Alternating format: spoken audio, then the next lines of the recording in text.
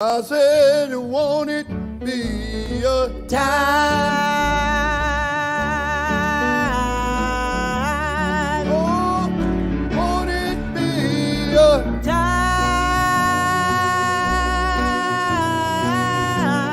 Oh, won't it be a time? Oh, talking with the angels. Won't it be a time? You can help me. Then one more time. I said, won't it be a time?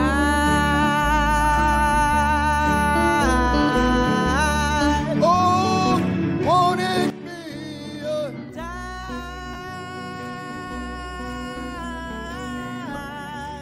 Shalom, friends. I hope everybody is able to hear me at the moment. Let me go ahead and check my audio here. All right, looks like that is all working well.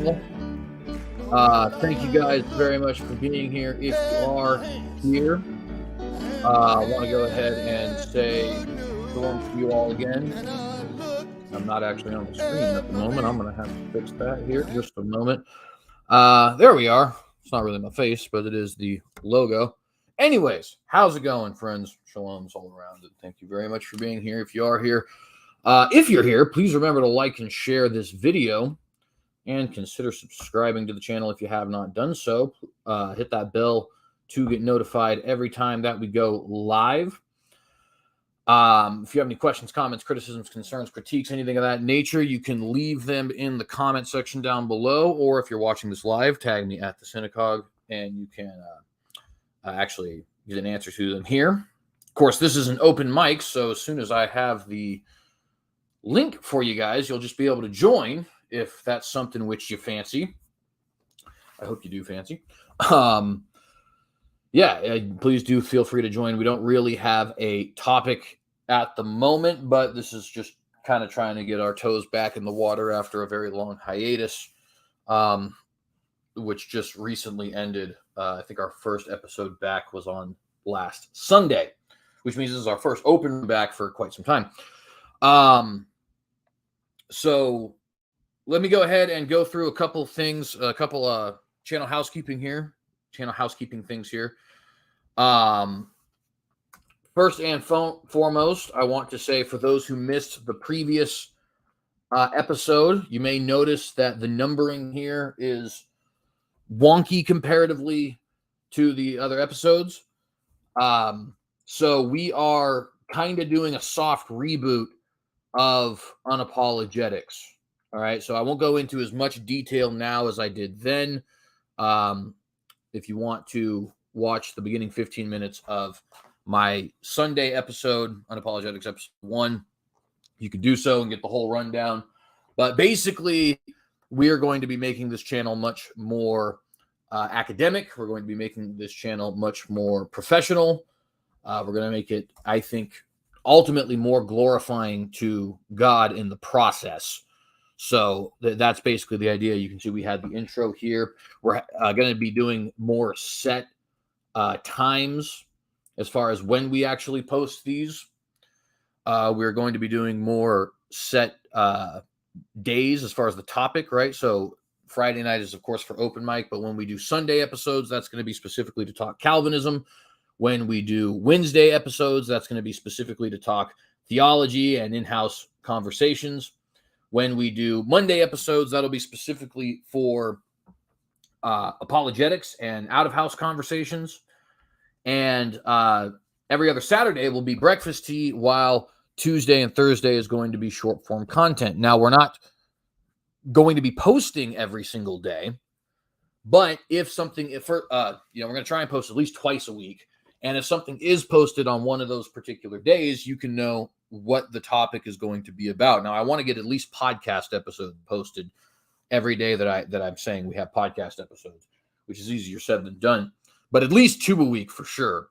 It would be nice to have something every single day, but that, of course, is also much easier said than done. If you want to help that happen, though, you can do so either by giving to the Patreon or by giving a one-time donation to the PayPal. You can also join channel as a channel member or give a super chat or super sticker. All of those things bring me closer to not having to work 40 hours a week, if I can be perfectly candid with you.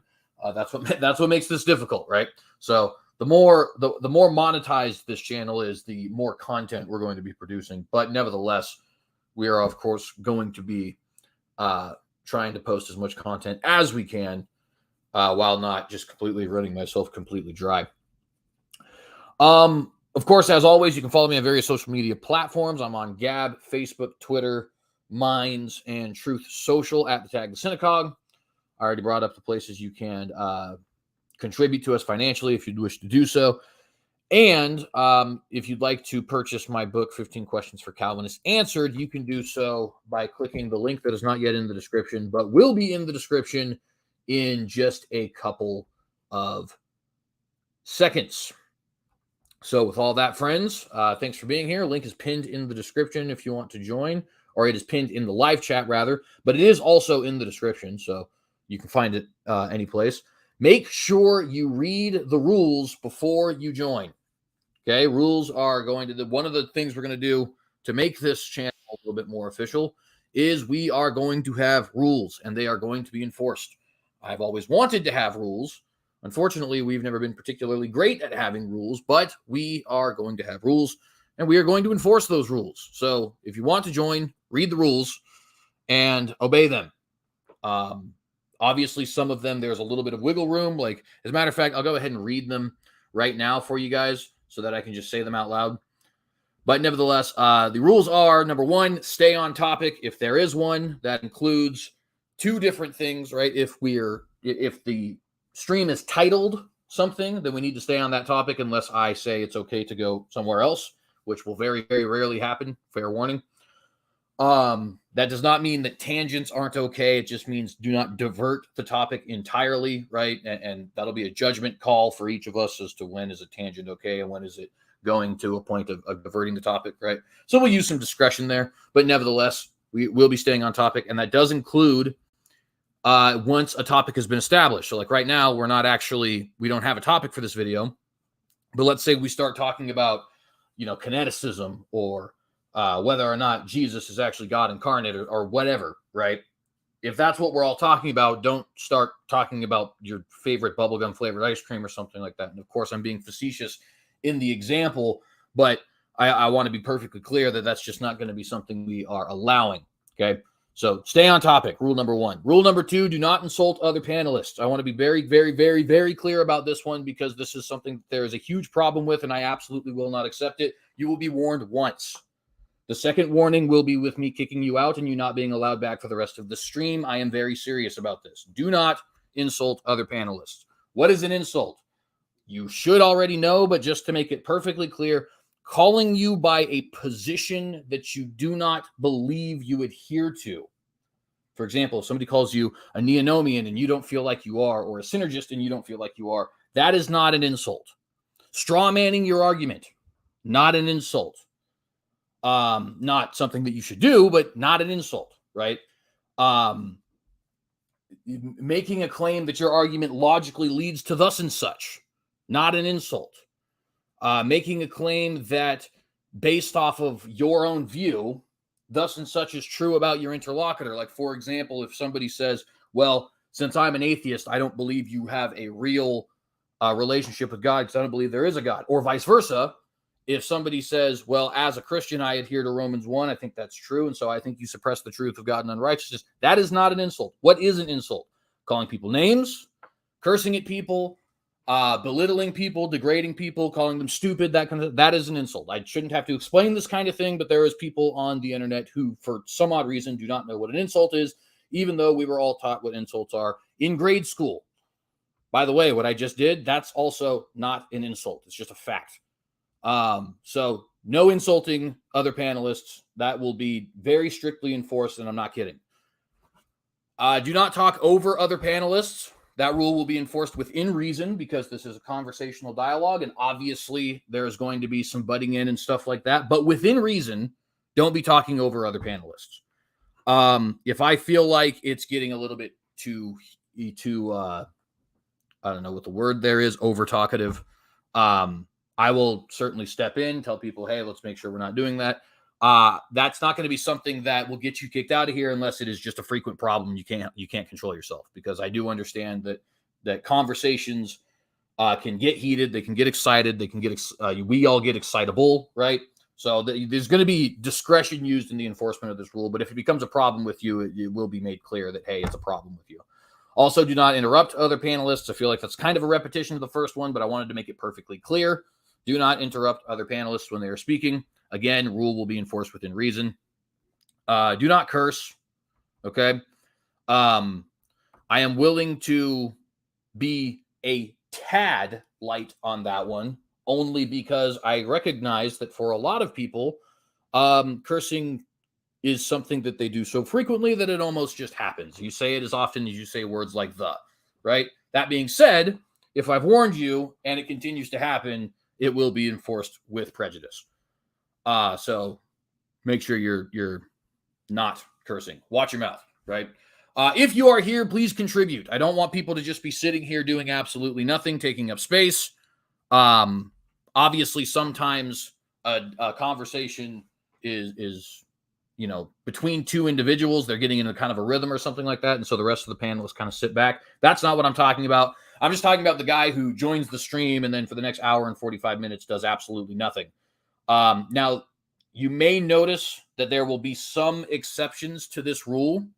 I'm going to go ahead and list them for you right now. Number one is me, because it's my channel, and obviously I'm the host here, right? So if I'm not contributing, but I'm letting other people contribute, well, the platform is mine, so you can obviously see why that would be acceptable.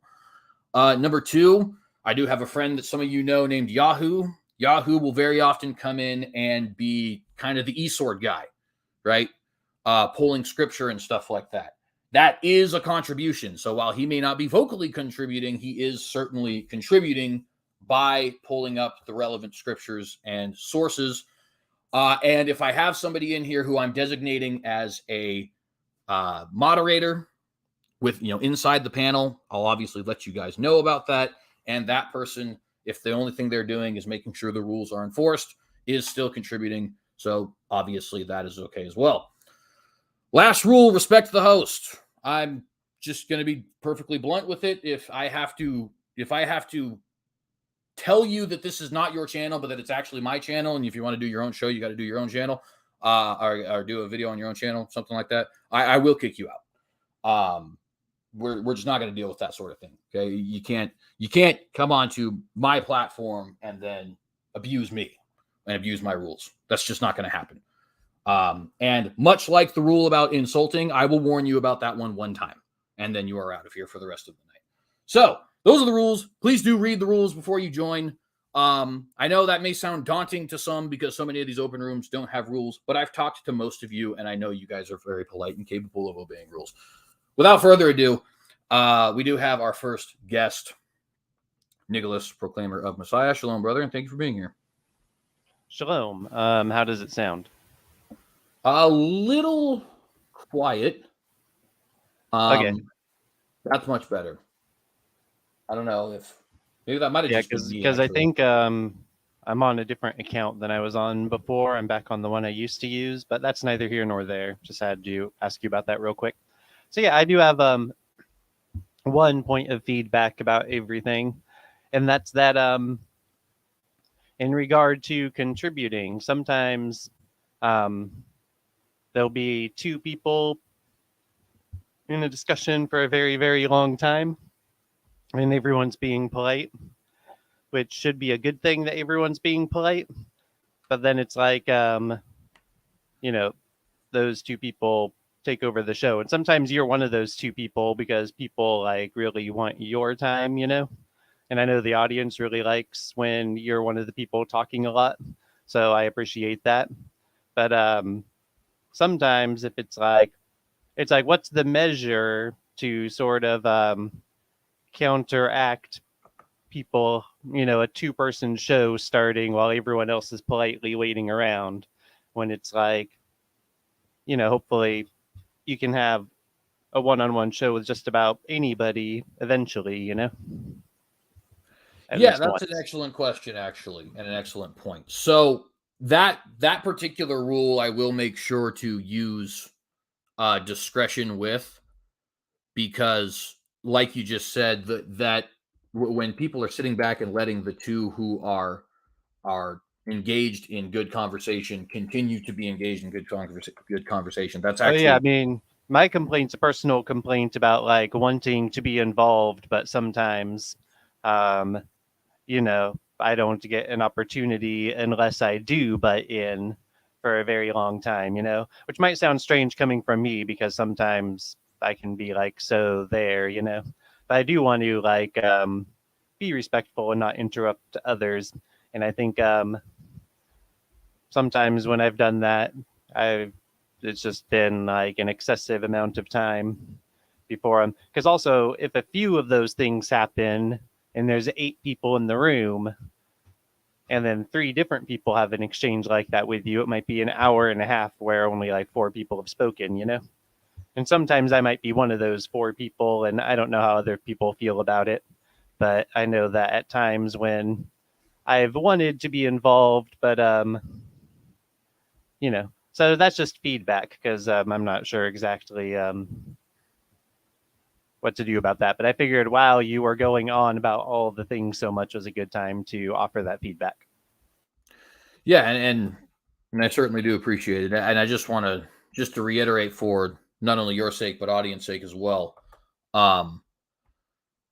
Obviously, there is discretion does have to be used with some of these, like the interrupting one, like the not contributing one.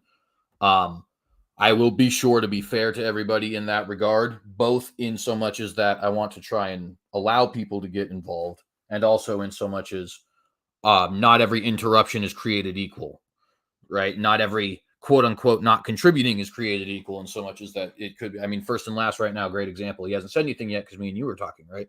That's obviously him being polite. It's not him being a rule breaker. So in that regard, I will certainly be discretionary and discerning in enforcing those rules. But sometimes you'll have somebody on the panel, and this becomes especially problematic when you have a very big panel, like once you do an after show. There's only 10 slots, and 3 of them are held by somebody who hasn't said anything for 2 hours, right? Nor have they made any effort to say anything. And that's kind of what I'm talking about, right? As far as like, you're kind of just filling up space.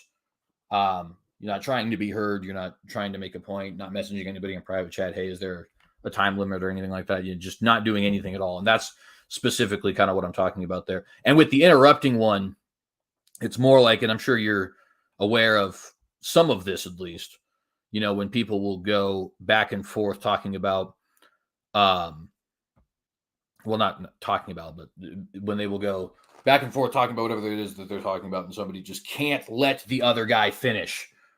So, that is very bothersome. And I don't want to call out any names, but I'm sure some people who are listening to this are already feeling personally attacked. And I kind of hope you are, because I'm sick to death of that kind of conversation. And may I comment on that too? Yeah, go ahead. I was trying to jump in on a pause, so then I waited because you weren't paused. But yeah, because and this isn't coming from like I'm better at it than anyone else kind of a thing either. As much as I might be good at it sometimes, it's because of effort, it never came naturally. And I know that I've, over the past few years, I've been 4 years, just about now, almost 4 years, I've been a problem in chat more than my share. So anyway, but the point here is that I want to get at is, I let myself get distracted. That was stupid. So it was on the topic of whatever you were just talking about, but I let myself get distracted. Oh, I was talking about, I was clarifying my rules in regards to contributing and not interrupting. And talking about how the not interrupting rule was. Oh, you were talking about the specific example that some people might be offended by. Yeah. So this specific example, what was the specific example exactly? In the conversations where two people are going back and forth, and one of the parties is just not allowing the other to finish or get their word out or clearly state their position. It's constantly like, well, see, this position, which is historically represented by thus and such, and so, well, no, I don't actually believe in thus and such. It's like, okay, I didn't even make my point. I just qualified it, and you're already jumping down my throat. We can't have a dialogue that way. And yeah, then again, I don't want to name any names, but there are a couple who are proficient at that. Yeah, and you say a couple, and I'm not sure who you have in mind, and I'm not even sure if I can remember who the people are, but I know there have been multiple occasions where I've seen where someone's doing that to someone else, where they won't let them get their point out, and then they blame the person because their point is like a short paragraph instead of half a sentence. And then, like they'll the person never gets more than half a sentence out, but then they're blamed for I don't know. It's a little different every time, so it's a little hard to say, but you get the point, right? So, yeah. So that's sort of my point, is just to agree with you that that's not good, and we need to have patience and let other people speak and things. Yes. Yeah, and by the way, obviously, that there is a little bit of in so much as that this is my channel, there is a little bit of exception in certain regards. Like, for example, if I'm not contributing, well, it's the platform we're having the conversation on is my channel. That's a contribution, right? At the same time, though, that being, I want to make it very clear, if people are feeling like these rules are being enforced unfairly or that I'm not enforcing them on myself, I'm perfectly willing to hear people speak up. I forgot to mention that part, and I want to make it very clear. Obviously, again, discretion and all these things, but just want to be clear about that. This applies to everybody, including me. It's not like you can't insult somebody, Nick, but I can because it's my channel. No, that's not how this is going to work. No insulting other panelists. Yeah, exactly. Not that we're encouraging insulting others, but just to be clear about the rule, no insulting other panelists. Right. So with all that said, real quick, did you have anything else you wanted to point out before I go to first and last here? No, thank you. Absolutely. First and last, Shalom. Thank you for being here. I don't know if we've spoken before, have we? Yeah, we've spoken before. How you doing? I'm doing well, thank you. It must have been at Jamie's channel, right? I feel like I've seen you at Jamie's channel. Yeah, I've been on YouTube for probably a couple years with you guys. For sure. Sorry if I'm just drawing a blank there. It's not relevant at all, but anyways, how's it going? Would I be correct to think sometimes it's different names? First to last, I think, was actually from more of quite a while ago, if I remember right. I used to be the fifth trumpet. Oh, yes, I do remember you. Okay. And then I just, for some reason, I don't use that name. I use first and last is not supposed to be some biblical thing. It just means when they wanted me to type in my name, it was the first name and the last name. That's what it wanted. That's funny. That's a good clarification. Good joke. Anyways, well, yeah, now I totally remember you. So Shalom, thank you for being here. Yeah, Shalom. Good to see you again. So we don't. Oh, go ahead. No, I'm all right. Go ahead. Go ahead. I was just going to say, we don't actually have a topic quite yet, mostly because I'm just kind of getting back into the open mic world. So if anybody has something they've been wanting to talk about, I do want to briefly clarify. I'm pretty sure that Tyler is joking here, but just in case anybody is confused, I don't want people to be insulting others either. I think we can be very strong and with our points without being insulting. And I even think you can be kind of quippy and snippy and sassy and all those other kind of words without necessarily being insulting. Like, I can be like, oh, come on, that's ridiculous. Without saying, well, you're just such a big friggin' baboon. You know what I mean? Or something like that. That was a terrible insult to think about off the fly. The one thing I am thinking of is that, like, for commentary on public figures, we might want to say things that are an insulting conclusion. But with other panelists, we want to be more discussing things. And, we would find, it's like we're not here to voice out insulting conclusions about each other, but for the sake of public, I don't even know what to say, public discernment, you know what I'm talking about, right? Like helping to for the sake of public awareness about false teaching in public might be an example, or different things like that. Then so that's why we might insult people who are not on the panel, whereas we would not insult people on the panel.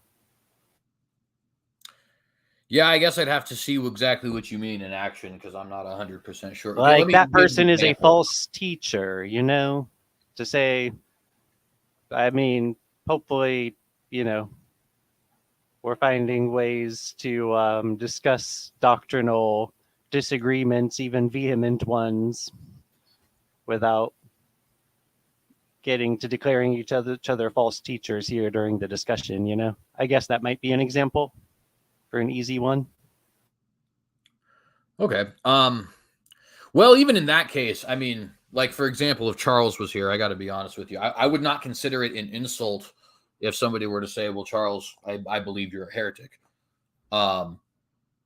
It's just stating your position clearly. I have maybe a better example. A lot of people might refer to Kenneth Copeland as, like, obviously demonic. Okay, I could see that one. And maybe you'd say, hypothetically, if Kenneth Copeland was here, we wouldn't be calling him. Yeah, we could say, well, hypothetically, it's not really about insulting, because it's about but then we could say that about each other on the panel at some point. So you get what I'm saying, Yeah. No, that was actually a much better example. All right. Well, with that clarification done, let's go ahead and jump into something to discuss here. I didn't really have too much of an idea. I just knew I wanted to be going live tonight. Why do Calvinists worship a true scientist murdering heretical dictator, Jihad Gene? I don't think I understand that particular question, Tyler. Is Jihad Gene the person who posed it? I don't know. I guess what that means. Anyways, I think Gene is a way of pronouncing John Calvin. He's French, so maybe Gene is. Oh, okay. If that's the case, I totally understand the question now. Because he's poking fun for sure. That's definitely got to be true, because I'm pretty sure this is a kind of like an absurd example of what you hear a lot of non-Calvinists say. Calvin didn't die for my sins, so I'm not a Calvinist. It's like, yeah, well, nobody worships John Calvin, and also you're grossly overestimating his position as a dictator in history. I'm not even saying I am supportive of all of the things that Calvin did when he was in a leadership position in Geneva, but history is a very complicated beast. It was a different time. That doesn't excuse anything, but it does mean that people, when people sit up here and talk about, like, oh, well, I would have been different. That is a very obtuse form of, I would almost call it presentism and arrogance. Statistically speaking, you were just much more likely to agree with everybody else, which is kind of why everybody felt that way. I just give a clear example. I was talking to some guy earlier today, actually, and he's from Arkansas. And he moved to Idaho, where I live now, because he thought that the racism problem in Arkansas was too great. And, whether or not that's true, I have no idea. I've never been to Arkansas. But we somehow or other, because we like talking about these sorts of things, started talking about the Confederate States of America. And, he was doing the whole song and dance that everybody does these days, as far as like, well, those people were just so bad and evil and disgusting and so on and so forth. And I was like, well, to be honest with you, this is much more complicated situation than you're making it out to be, right? I mean, first off, if you lived back there in that time, you would probably feel the exact same way that not only everybody in Arkansas felt about black people back then, but everybody in Pennsylvania felt about black people back then, which is not acceptable, but it's also true, right? It's not like they were somehow lesser beings or something like that. But then also I started pointing out, the little monkey wrenches in history that make the situation more complicated than it actually is portrayed. Like, for example, Henry Kissinger just died about a month or two ago. Before Henry Kissinger, the highest ranking Jewish political figure in United States history was not actually a figure in United States history per se. He was the Confederate Secretary of State, Judah Benjamin. Likewise, to this day, the highest ranking Native American military official in American history was a major general in the Confederate Army named Stan Waddy. In fact, he's the only person to attain the rank of general and be a Native American in the history of this country. Now, that doesn't really scream uber racist dictatorship to you, and yet that's the self-same country that was fighting for the right to keep a race-based system of slavery, right? So, you can't say they were the good guys or the bad guys. You can only say that the situation is very complicated because that's just the way history is. Was Calvin right for his kind of sacralist ideas in Geneva? Of course not. At the same time, I'm not going to pretend like the Baptists who he was persecuting had a different view than him. They just thought that it should be enforced against other people and not them. You know what I mean? But anyways, if anybody else has any comments on that, I guess that's a good first topic. Yeah, I mean, I don't know much about the factual history of it, and then usually learning about it is just people are telling a narrative about it. But I prefer to understand, what's the source documents that this narrative is based on, that it's, well established and reliable in that sense, So, maybe it's a topic I should research, but I'm just not much of a politics guy in that sense. Now, people might think I am because I believe in the truth shining in our time and having an impact, but that's not doesn't really need me to study the mistakes or well-doings of the reformers. I mean, at some point maybe it is a good idea to do that, but it's a good idea for me to do a lot of other things too, right? So it just depends on what someone's role is. So as far as that topic, yeah, so I don't necessarily want to get into it because it's basically like getting into speculation in public on the internet. And it's if we're going to contribute to the topic on the internet, instead of it being speculation, it should be clarity, make the public discussion better, not worse. I can totally hear that. I'll comment in a moment, but do you have anything you wanted to say first, Last? Oh yeah, well, I mean, Calvinism. You guys talk about this so much, but to be honest, me personally, I don't know what it is, other than, as I understand it, it means that some people are predestined. That's not a poor understanding. I mean, it's a light one. Don't get me wrong. It's definitely like the Wikipedia version, but you're in the right place. But yeah, so well, and so let me comment a little bit on what you had said there, Nick, and obviously not to goad you into anything, because if it's not something you are versed on, it's not something you're versed on. So we'll just leave that there. But I consider myself a little bit of a history geek. You read an awful lot of the things that Calvin and Luther had to say. Not all of it is pretty. I mean, hearing Luther in the what does he call that? On the Jews and their lies, or what he has to say about the peasants' revolt, or what he has to say about the Baptists, Anabaptists, I guess technically at the time, but nevertheless, it's not pretty. It's not pretty at all. In fact, it's outright sinful in my personal and unbiased opinion as a Jewish Reformed Baptist. And probably a peasant, technically speaking. But at any rate, I guess not technically speaking, right? It would be in a sort of metaphorical sense. I'm digressing. Those things they're not pretty at all. And they are rightfully condemned by many folk. The thing that I get into with this conversation, though, is it seems to me like we have this, and anybody can comment on this particular thing only because it's a very general principle, I guess. People tend to comment on these things like, oh, there are good guys and there are bad guys. See, Luther said thus and such about Jews, and therefore he's a bad guy, right? And Lincoln had his execution of so many different Native Americans. I believe it was like 37 or something like that. It's the largest mass execution in American history. Therefore, he's a bad guy. The Confederates had slaves, therefore they're bad guys.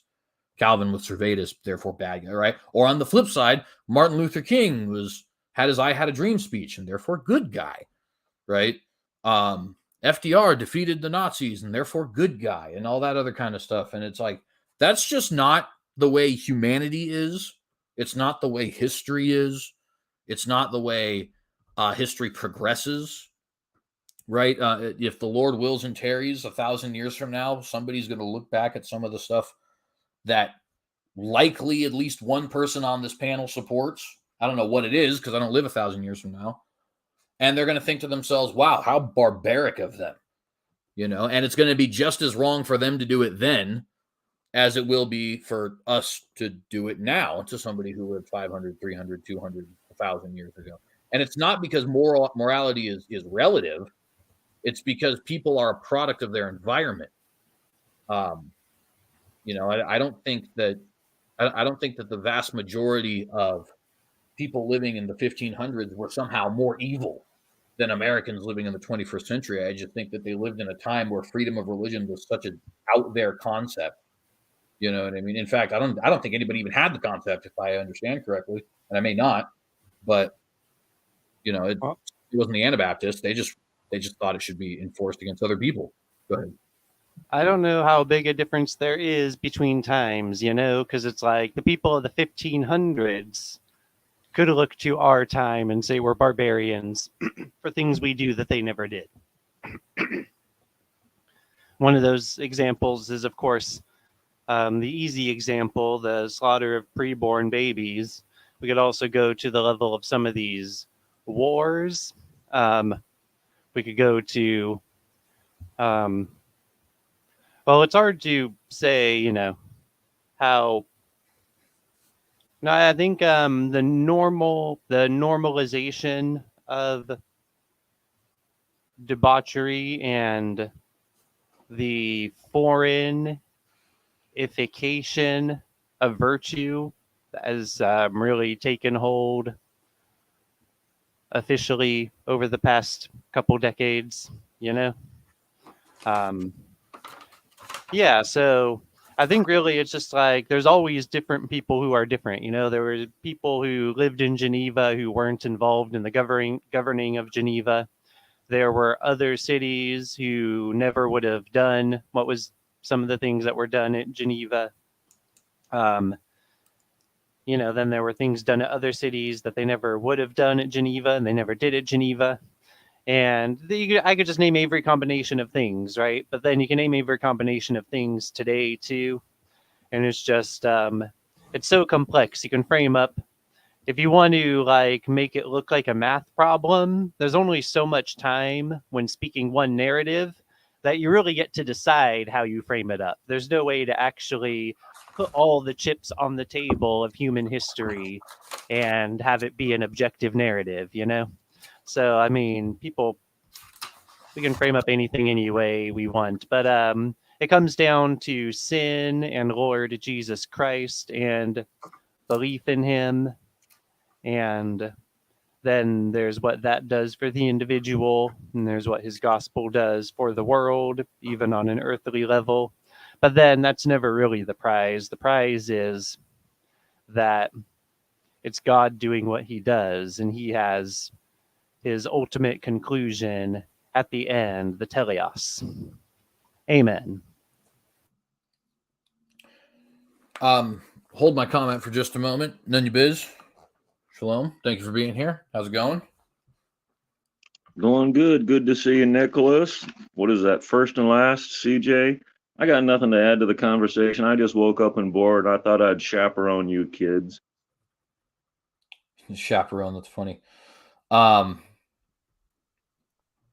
you have any comment you wanted to make? I just noticed you took your mic off mute. First class. No, I have nothing. Like, George Washington had slaves, so we better ignore him. Martin Luther called for the extinction of the Jews, so we better ignore his good. What? These guys are human. They write genius stuff that we're trying to figure out to this day, and then we're like, oh well, he had, I don't know. You find a crack in your statue and you want to bring the whole thing down. And it's like, don't build a statue to these guys. Just take their advice like you would a parent. A parent can give you good advice, a parent can give you bad advice. I don't know. These guys are human. They're not prophets. But yeah, they've got their faults, and you can't. Irenaeus, we all know Irenaeus. He wonderful stuff. But yeah, I think he said that Jesus' ministry was 11 years. Let's throw the whole book out then. It's like, no, he's got his reasonings. Yeah, I tend to agree with a lot of that. And of course, people always do have to be judged through the lens of we are all fallen creatures. And I also, I was bringing up this time thing, and you made some good points there, Nicholas, about, there is certain things that are even obvious to us, right? Like we look, for example, at the issue of unborn rights and whether or not it's okay to just slaughter them in mass in the womb. And obviously the world thinks that is okay. I don't think anybody on this panel would disagree with me in saying it certainly is not. And that one is fairly obvious. And you even brought up things like the wars and stuff like that, which is maybe not as obvious, but certainly seems obvious to those who are on whatever position they're on. Like those who are pro-war in Iraq, for example, it seems obvious to them that Saddam should have been taken out. And those who are against it, it seems obvious that was a poor excuse to really unjustly invade a country that ended up in a war that ended up killing millions of people. But consider an example of something that's maybe not really super controversial today, right? Like hypothetically, and I don't think this is too out of the realm of possibility, by the way. Let's say in the year 2400, carnivorism amongst humans is a thing of the past, right? And let's say it's been a thing of the past for maybe a century at this point, such that society has, or at least we'll even just limit it. Let's not say humans, let's say in the United States, assuming it exists. And there's a lot of assumptions being made here, okay? But here in the United States for the last century, in the year 2400, we do not eat the flesh of animals any longer, right? Now, if somebody were to have an open room panel on whatever their version of the internet is in that year and start saying, man, the cruelty of Americans in the 21st century and before to these living creatures like cows and chickens and stuff like that. And, there's the obvious cruelty that we would even probably acknowledge today, but let's say they're even taking it farther than that. The idea that we have them in pens itself, the idea that they die so young in and of itself, like, most cows, I think, are about a year old when they're killed, and so on and so forth, right? They just think to themselves, man, that's just barbarism. And hypothetically, let's say that CJ 20 years from now opened a restaurant, and and to make this example work, my books have to be, time transcendent, a la Irenaeus and Martin Luther and so on. And some guy's reading my theology work and, wow, man, this CJ guy is a sharp guy. But did you know he opened a steakhouse? I mean, that's just cruelty, right? Now, at that point in time, I think it would behoove the other members of this hypothetical panel to say, look, man, you're talking about something that like 2% of the population even considered a problem back then. And if you lived back then, you probably would have eaten hamburgers and steaks and so on and so forth. You probably would have had little to no problem with farming, with hunting, with consuming flesh, all these other kinds of things. And I know that example might seem strange to people, but first off, it's not even really that bizarre. I mean, humanity is tending that direction anyways. But the strangeness of it actually, I think, goes to the point I'm trying to make. Nobody really considered slavery, and I'm using nobody in a colloquial sense here. Obviously, some people did, just like there's some vegans today who think that eating meat is wrong. But in the grand sense, in the royal sense, nobody was really considering slavery a problem in the 1700s, or sacralism a problem in the 1500s, or war for conquest's sake in the 300s BC. Well, I mean, brother, I think historically that's inaccurate. Like, because they were abolishing slavery in places in Europe earlier than in the United States. Like, let me look up abolition of slavery in Britain. Let's see when that was.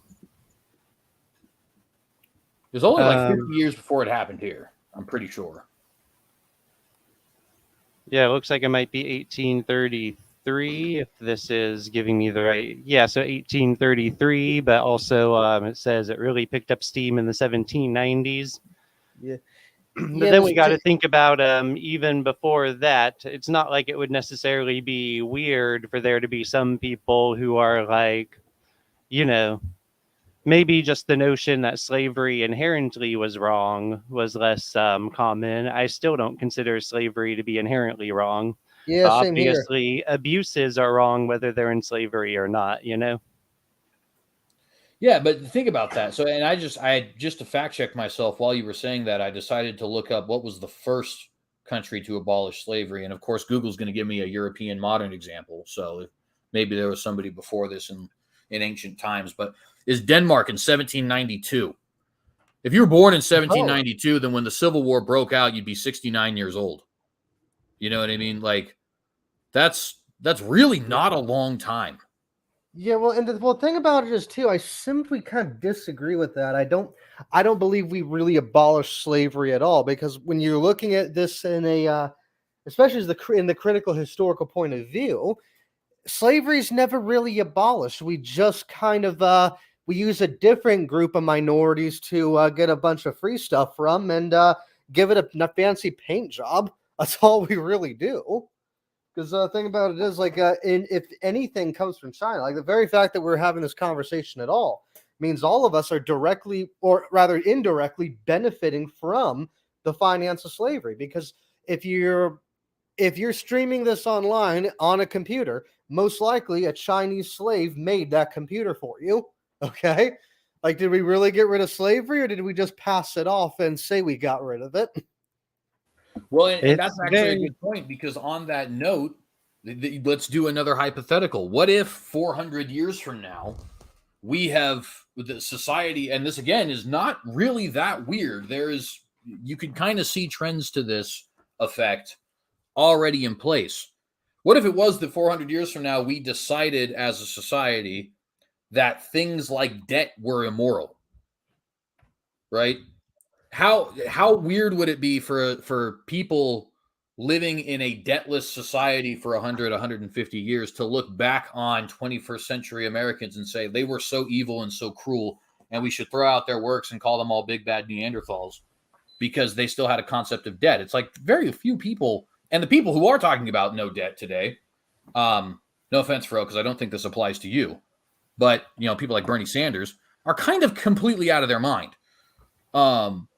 Not to say that particular idea won't catch water at some point, but at least the way that they communicated it won't. I digress on that. My point is just to say these kinds of things, prison, debt, eating animals, right? If those things go away in the next couple centuries, that will be much more akin to the quote unquote abolition of slavery or sacralism than things like abortion, which are, 50% of the population is against us, saying that You know, when we say slaughter of the unborn, they say women's health care. Well, 50% is a divisive issue. It's not something that is pretty much just culturally accepted. You're talking in the 1700s and 1800s with slavery. We only started. My grandfather is older right now than a man who would have been born in 1792 in 1861. You know what I mean? Yeah. And but that's actually the thing. Like, even if we're gonna give him that, even if we're given that hypothetical in the future, we get rid of debt. We're not actually going to get rid of debt. We're just going to saddle that burden off on other minorities and give someone else the responsibility to pay it off. That's what we did with slavery.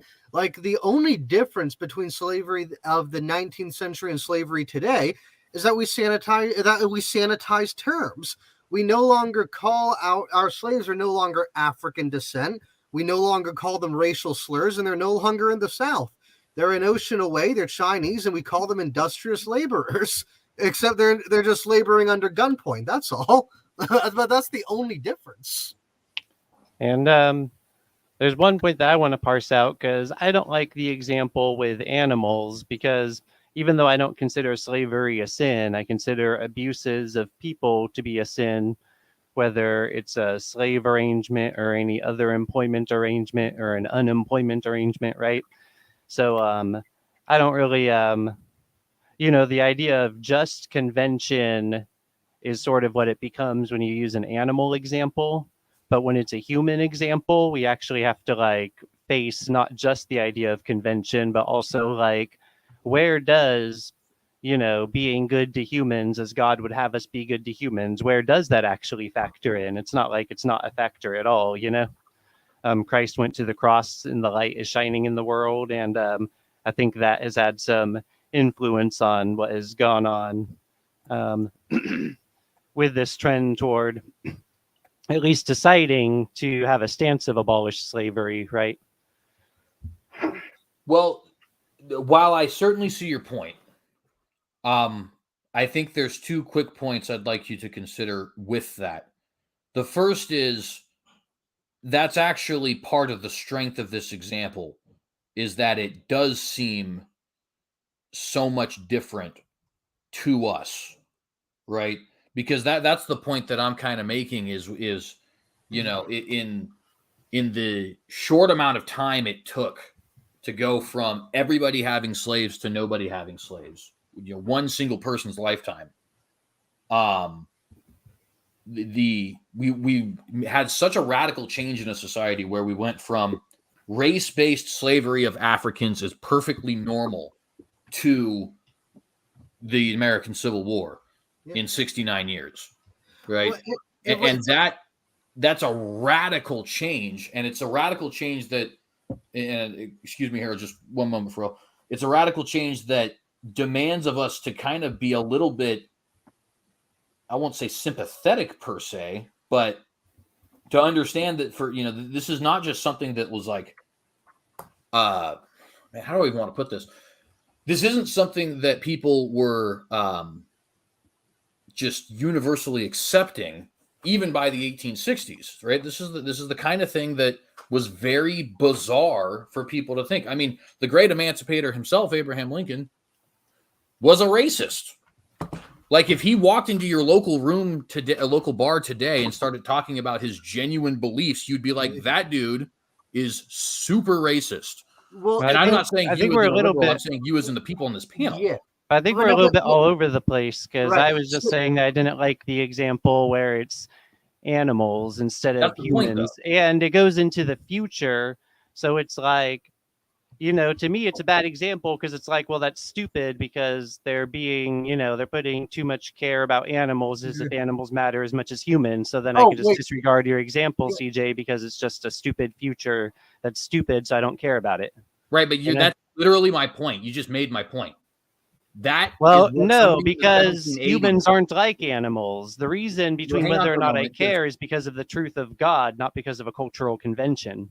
Well, to be fair, I think there's a pretty solid example to be made in Scripture that, at bare minimum, animal abuse is wrong, and I think some would even go as far as to say the Edenic ideal is certainly no meat. I would go that far. I think There that's is no law against opening a steak restaurant, but there is a law against being involved in a trade of kidnapping and abusive subjugation.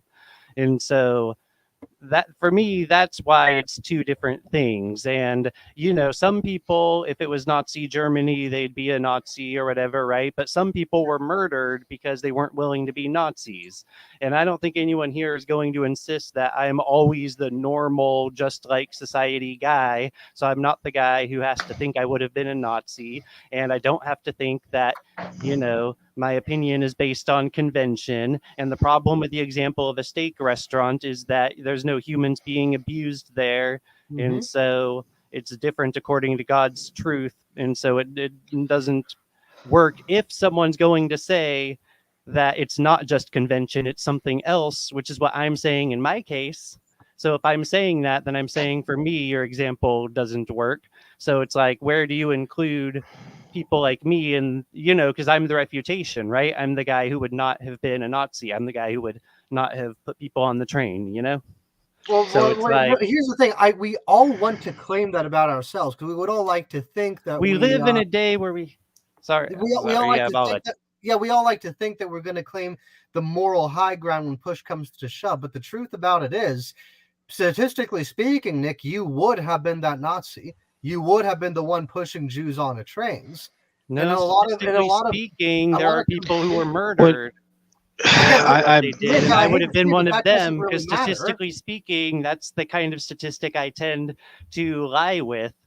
I would have been maybe killed, or maybe cowarded out in some way, but still refused to participate. I mean, well, I guess cowarding out is what you're saying, yeah. So I'm guessing no, it's just, the thing is the truth is that's not the kind of person I am. And we know the difference is because we have tests today, just like they had tests back then. It's not like being tested was unique back then, Well, and do you really know it's not the kind of person you are? Thing about it, it kind of comes down to this. Like, people, as much as people would love to say that they would happily die for Christ if the opportunity arose where like Christians were being martyred, the truth is we don't really know what we would do in those situations unless presented.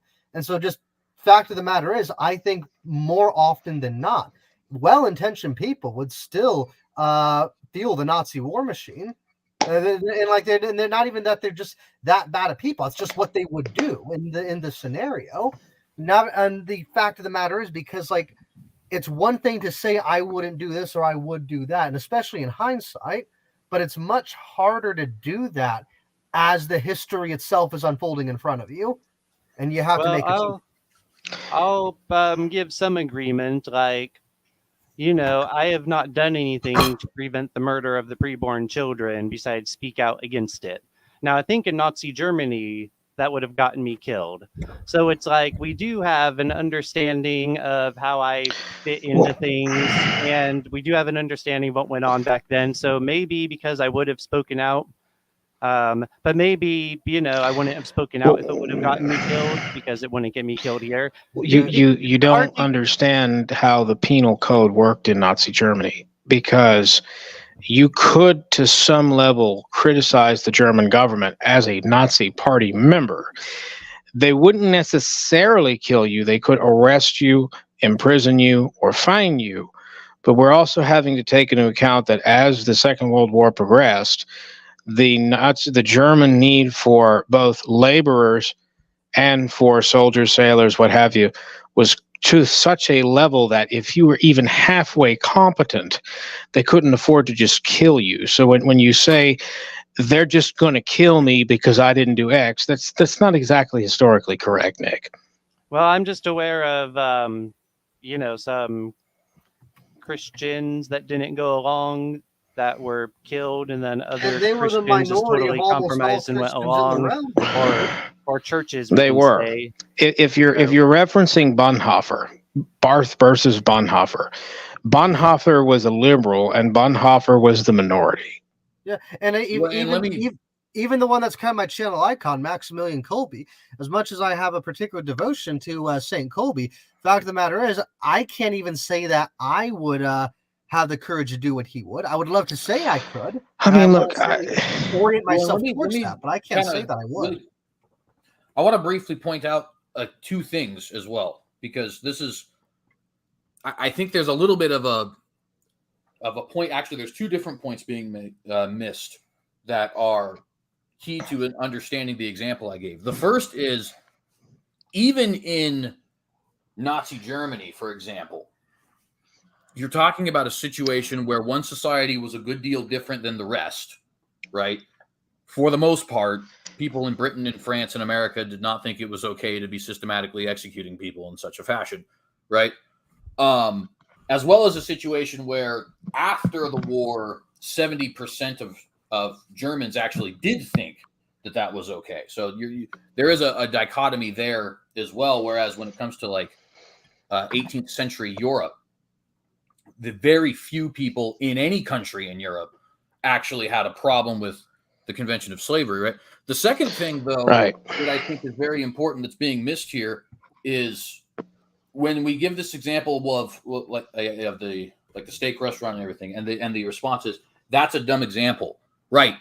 A example that you think is good could not possibly work for this situation, because that is the exact point I'm trying to illustrate, right? There was a group of people at a point in time, this people being Europeans in general, who overwhelmingly thought the idea that slavery is inherently wrong is nonsense. Right? Pretty much. Exactly. I hate to make. Well, I mean, you're right, because if you look at the William Wilberforces of Europe, they were a minority. You know, we can champion Wilberforce as an abolitionist, as a Christian, what have you. The plain fact of the matter is that they were a historic minority until probably the early to mid 1800s, and their efforts took decades and decades to have any kind of development in European geopolitical thought or society. Exactly. Yeah, and so when we compare, May I also, and as I'm thinking about it, may I also add that by the 20th century, it's not as if slavery was abolished. In many European ways, it was merely renamed. In point of fact, what many countries wound up doing is that you may not see the democratic or the free Congo situation as you had with Belgium, but you would see instead a company headed by an industrialist with heavy political ties, or an outright government-owned company enslaving workers on a wage slavery. So it just was a different type at that point of slavery. It was still slavery. It wasn't Africans and white folks and some other minorities in chains. You guys are talking so modern. Doesn't the Bible, I mean, haven't we all read Exodus? This is like negative, 1500 BC? And he, through a mighty and outstretched arm, took a people out of another people who were oppressed slaves? Doesn't God Almighty in his Bible say that slavery is wrong? Well, here's the thing, Nunya. God freeing his own people from slavery is not saying that the practice isn't lawful. Correct. When you're reading the text, what the Israelites had issue with is that they were being treated poorly, not that they were slaves. And all throughout the Bible, Old and New Testament, you constantly see slavery being condoned and legislated about. Actually, this is a perfect example for me to piggyback on too. Well, in fact, yeah, but I would like to. Hang on for a moment, guys. Because I was talking, got sort of interrupted, and then it's getting really, really far away from. And that was the first thing that was interrupting me, was while I was talking, you were breathing into the microphone, already kind of interrupting my thought before you even, But, so respiration is wrong. Noted. No, respiration as a deliberate vocal that kind of respiration is wrong. Is what it is. It's not necessarily wrong, but you communicated and I heard you. I'm not going to pretend Nick, I didn't hear you. With all due respect, dude, you tend to filibuster for a half hour, man. Guys, let's not go there at the moment, okay? It just If you for want to be the respectful, sake you of can actually be respect. Oh, okay, I'll respect the host. Sorry, but I for the was sake CJ. of I do want a maintaining the chance to talk because I conversation got here, I want totally to just make bulldozed. So I sure do want a that. chance to talk. I just want to let you know that. Okay. So for the sake of making sure the order is maintained, we'll just toss that point to the side for a minute. Ryan and everybody else, if you are vocal while somebody else is speaking, just please keep your mic muted just in case it may distract them. And of course, unless you're actually trying to speak, that would be different. Just for the sake of an orderly conversation, please and thank you. Nick, go ahead. Okay, so it seems like people are letting me have a chance to get in now. And okay, so yeah, because the point that I was making is that, for instance, the animal example, because it doesn't involve actual right and wrong of God's law, it's just a matter of if it's pure convention. So my point is that in my experience, now if I was born in a different situation, I'd be a different person. But the person that I was born being, even before I was converted, was always someone who I wasn't just okay with convention to the point of being okay with what was wrong. Now I could be confused about it, so then I would be, but not in a because it's convention sort of way. So the example about steak, it may apply to a lot of people, and those people may be the majority, but it's not fair to tell people that they have to assume that they know nothing about whether they group in with that same majority or whether they group in somewhere else. It's that sort. And it's like Satan does this sort of accusation too, where it's like if there's something different about Christians, and I know this is different because it's not the exact same topic, but there is a parallel here, and I think it's a real parallel of like unfair trapping, right? Because like people don't think that the new birth and that spiritual transformation can be real. People who are not Christians and people who don't think God exists, for instance. And so then it's like they would have us convinced that it's not real because they don't think it would be real because it's a minority or it's a special case or it wouldn't be them in particular, or who are we to know that about ourselves? And why do we know that? Well, for a specific reason in Christ and in the gospel. But if there's other reasons that factor into a different assessment, then those do exist. So I'm just saying I do get the general point, but the idea that the general point applies to everybody, or the idea that the only reason anyone could say it wouldn't apply to them would have to be some kind of arrogance or false assumption or something, that's just not true. And just as like Satan doesn't get to trap me, you guys don't get to trap me either. It's, if it were true about me, it would be. And there's other things that are bad about me that are true about me. And I'm not even saying it for my own sake. I'm saying it for the sake of like, that's why I didn't come at it about myself. I'm like, that's a bad example for this reason, because counterpoints do exist. And in the case of the counterpoints, the example is meaningless. So yeah, it does make sense if you want to establish a norm, but it doesn't like force everybody to group themselves in with that norm. And that's really my point. So I think there's a couple things I'd want to point out with that. The first is just to say, when I say nobody, as I think I had said this earlier, but if not, I do apologize.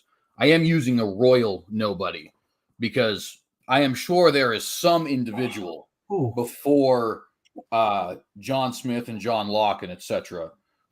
living in the 1500s who did not believe in sacralism. And I'm sure there's some individual in the 1750s who did not believe in slavery, right? There's always, even in the 1860s, when the Republicans were, they wanted to abolish slavery, but they weren't really all gung-ho about giving black people rights, and they certainly were not equalists by any stretch of the imagination. I mean, like I said, if Abraham Lincoln was having a conversation with you today about black people, you would probably be like, man, that's kind of sinful of you to think. But there were some, John Browns and Frederick Douglasses at that time. And that's even, of course, a much more advanced time than 100 years prior. So I'm not trying to say every single individual. I think that's the first thing that needs to be pointed out. The nobody is a royal nobody to describe what is the norm, right?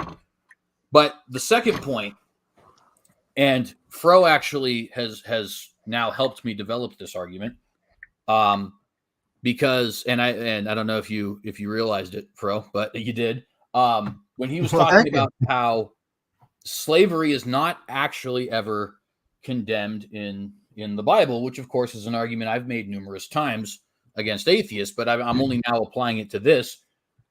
The argument between carnivorism and slavery is actually a direct parallel. And let me tell you why.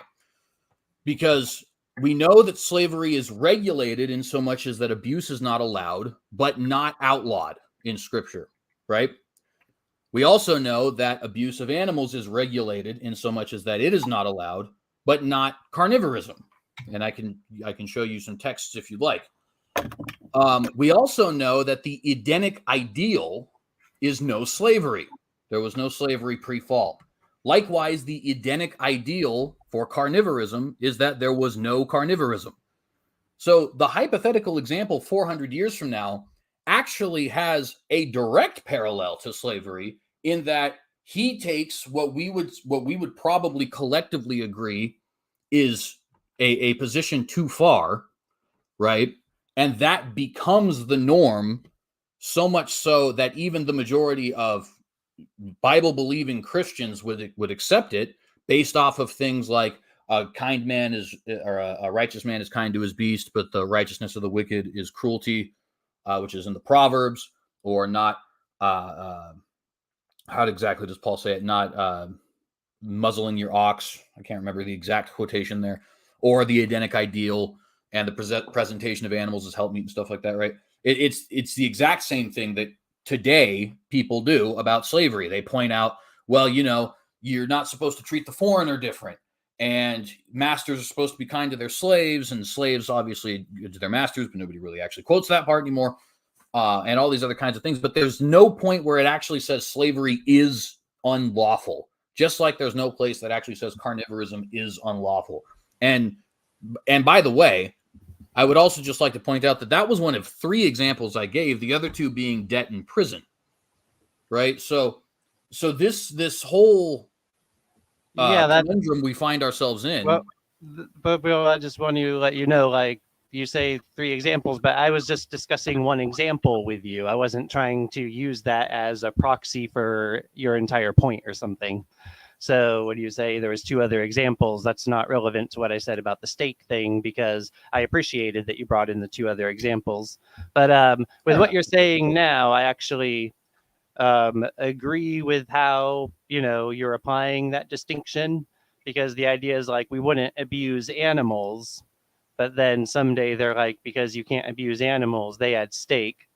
So then, but I think the difference is that there was abuses of humans and there are abuses of animals. So I guess for me, the difference is humans and animals. But before I said there was no point of morality, and as far as I know, it is immoral to abuse animals. So you make a point that you have a parallel and such in regard to where, yeah. Well, Well, may I now briefly that it is, given that my explanation has led you to now say I do have a point, it is perhaps just the case that I poorly explained it before. So if that's the case, I apologize. Go ahead, Ryan. Well, I'm not sure, because some of what I responded to was more of a widespread notion and more of what other people brought into the discussion too. So, we don't want to lump everything together. So, yeah. Okay, cool. You're done. Ryan, go ahead. So now, I'm going to say, now may I speak? Yes, you may. Go ahead. Fro did make a decent point, because the 4 centuries of Egyptian slavery we read of in Exodus, and that Stephen the deacon then cites in his discourse in the Acts, is followed by 8 years of slavery. Why? Almost as soon as the Hebrew people are liberated, they begin to curse God, they begin to rebel against God, they forgot why God delivered them out of slavery. This occurs because of the Abrahamic covenant in Deuteronomy 28. Slavery is not immoral because God used it as a tool of punishment with the Hebrew people when they would rebel, often and typically because of idolatry.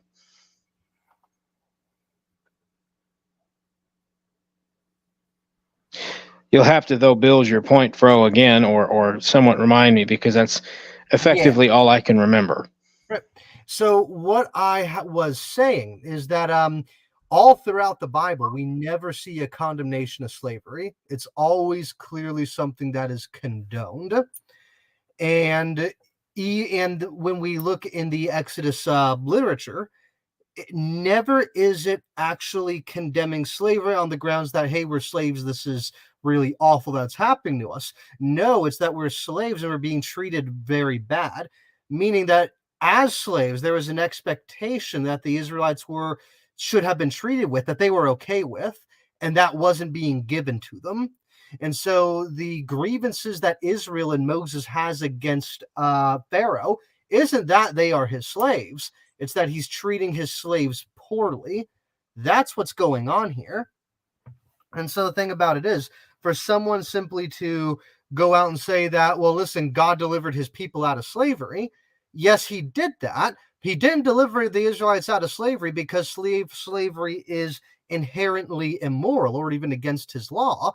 Quite the contrary, the Torah thoroughly regulates the practice. What's going on is that there is an expectation. No, you need to know the difference between slave and servant. You're mixing. That wasn't being met in Moses' time. You're mixing slavery with servant. You have a complete misunderstanding. That I really don't. No, I don't. No. In Koine Greek, it's doulos, and doulos means slave or servant, sir. And you are by definition going to be oppressed as a slave. A slave is a servant, sir. You don't understand that. No, a slave is not a servant. A servant is me working at Walmart. I have agreed to do what they tell me to do. For pay. A slave is going to his family. He cannot marry another slave and take that slave with him when he's free. This is not. I am going to repeat this one more time.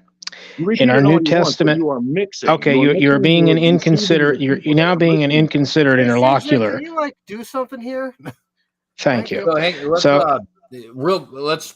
try to make sure we're not talking over each other. Thank you. Sorry. I know I sometimes can be bad about it. I'm trying not to do that. My point is simple. We are servants or slaves to Christ, doulos. Although not always. We were servants, then we became. Please be quiet. I was talking. Thank you. Now we are brothers. You are telling a lie, saying we are. Please be quiet. I was talking. Thank you. You inconsiderate person. Try to make sure that he's. Have you read John 1 first, and then we can respond. We are brothers, co-heirs.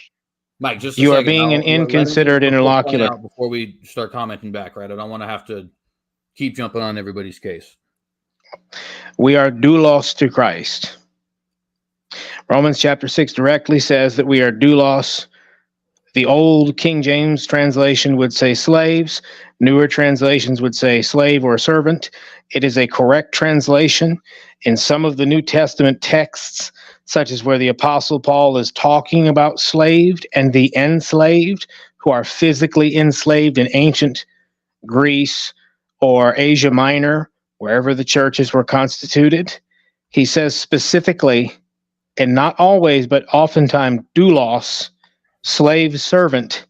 This is how you are supposed to act with your master, and even to the Christian masters, how they were to treat their slaves because of Christ. You are making a false dichotomy, sir, and I am simply pointing to you that in the New Testament usage of the word doulos, although I am not arguing about Hebrew per se, I am saying Christ saw no problem, nor did his apostles, in calling us slaves or servants. We're not simply brothers. You are oversimplifying what the New Testament says. With all due respect, sir, you're wrong. Let me go ahead and... These people had an understanding that they were under the law, under the curse of the law after the golden calf, and they had to follow it to the letter just to live. Not for some... Yeah. All you want, you rat fuck. Okay, talk about Hang on. for No, 30 no, Okay, minutes you- about how you get interrupted and you interrupt That's me not- like hang Okay, on. that. CJ, No, like this is what grade happens when you fuck. What invite a a fourth grade low fuck character you like are. this on your show. In the This is the kind of context of behavior Mike, that's just they were Mike, slaves to Mike, the law. Yes, I they am- are now slaves to Christ. Okay. My rules down below are very clear. No cursing and no insults, and there will not be a second warning. I was very clear about that to begin. There will be none of that. And I'm sorry if that disappoints you, but this is going to be a professional and Christian channel. So absolutely not. Thank you, And the CJ. next warning will be a kick. Thank you. I want to be very clear about that. I'm supposing that Mike has concluded his rant, I guess you call it. Rant? I don't know what to call that. It was an insult-laden assertion session that didn't actually formulate an argument, so I don't know how to describe that correctly. But it seems to me to fall within the purview of a rant. Either way, I am asking if you're done talking. I'll take that as a yes. We are not discussing how the Hebrews viewed slavery. We are not discussing your opinions that you assert as fact, which, by the way, does not make them fact. That's a little bit of question begging, a little bit of the bare assertion fallacy. However, what we are talking about is what the biblical data says about slavery. My point to you was that the New Testament uses the word doulos. Doulos is directly translated in both the sense of slave or servant. That is the correct translations available for the word. If Christ applies that to us, say, for example, in Romans 6, or even in places like John 15, it might be a different word, but I'm fairly confident that it might just be doulos.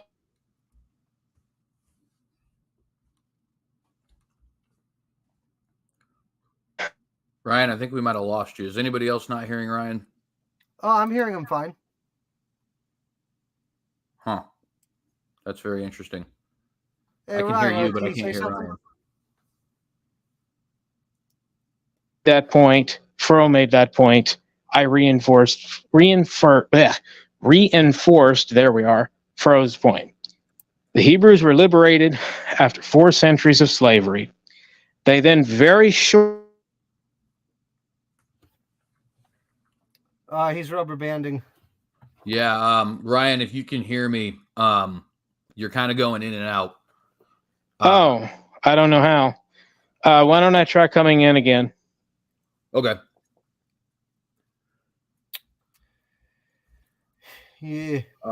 While we're waiting on that, I would just like to point out here, if we go to, because he's making a point about doulos, which is the Greek word there that Paul uses when he calls himself the King James translates it bondservant. But the Greek there being used is slave or doulos rather. And by the way, the Old English word, well, it's early modern English, not Old English, but I digress. That word bondservant actually does mean a person bound in service without wages, i.e. a slave or a serf. So we do actually have, even in the English, the usage there is still slave, right? But I pulled up this is Exodus 21, right? And it is a list of regulations about your slaves, right? It says, now these are the rules that you shall set before them when you buy a Hebrew slave, that is the word eved, he shall serve 6 years, and in the 7th he shall go free for nothing, right? Now, clearly, this here, first off, it's using the word eved, which is slave, and the English translation is also slave, right? But more important than that, I mean, just look at the terminology here. When you buy, didn't mean to do that. You guys probably couldn't see that because I had it shared. But anyways, when you buy, you don't buy servants. I can't go buy a butler, right? I can hire a butler. Well, if you got $20,000, you can. Elon Musk will sell you a robot. Well, that's fair, actually, right? That's that's a fair point. But and look at some of the other terminology that we have here, right? When a man sells his daughter as a slave, right? So that's you don't sell people unless they are your property, right? Let's see, there's another one here where it actually directly says property. The King James translates it as money. Let me find it here. Can't remember the exact Briefly, verse. though, I hope I don't have any more bagas and cutting in and out. I didn't even realize that was the case. Yeah, you sound perfectly fine right now.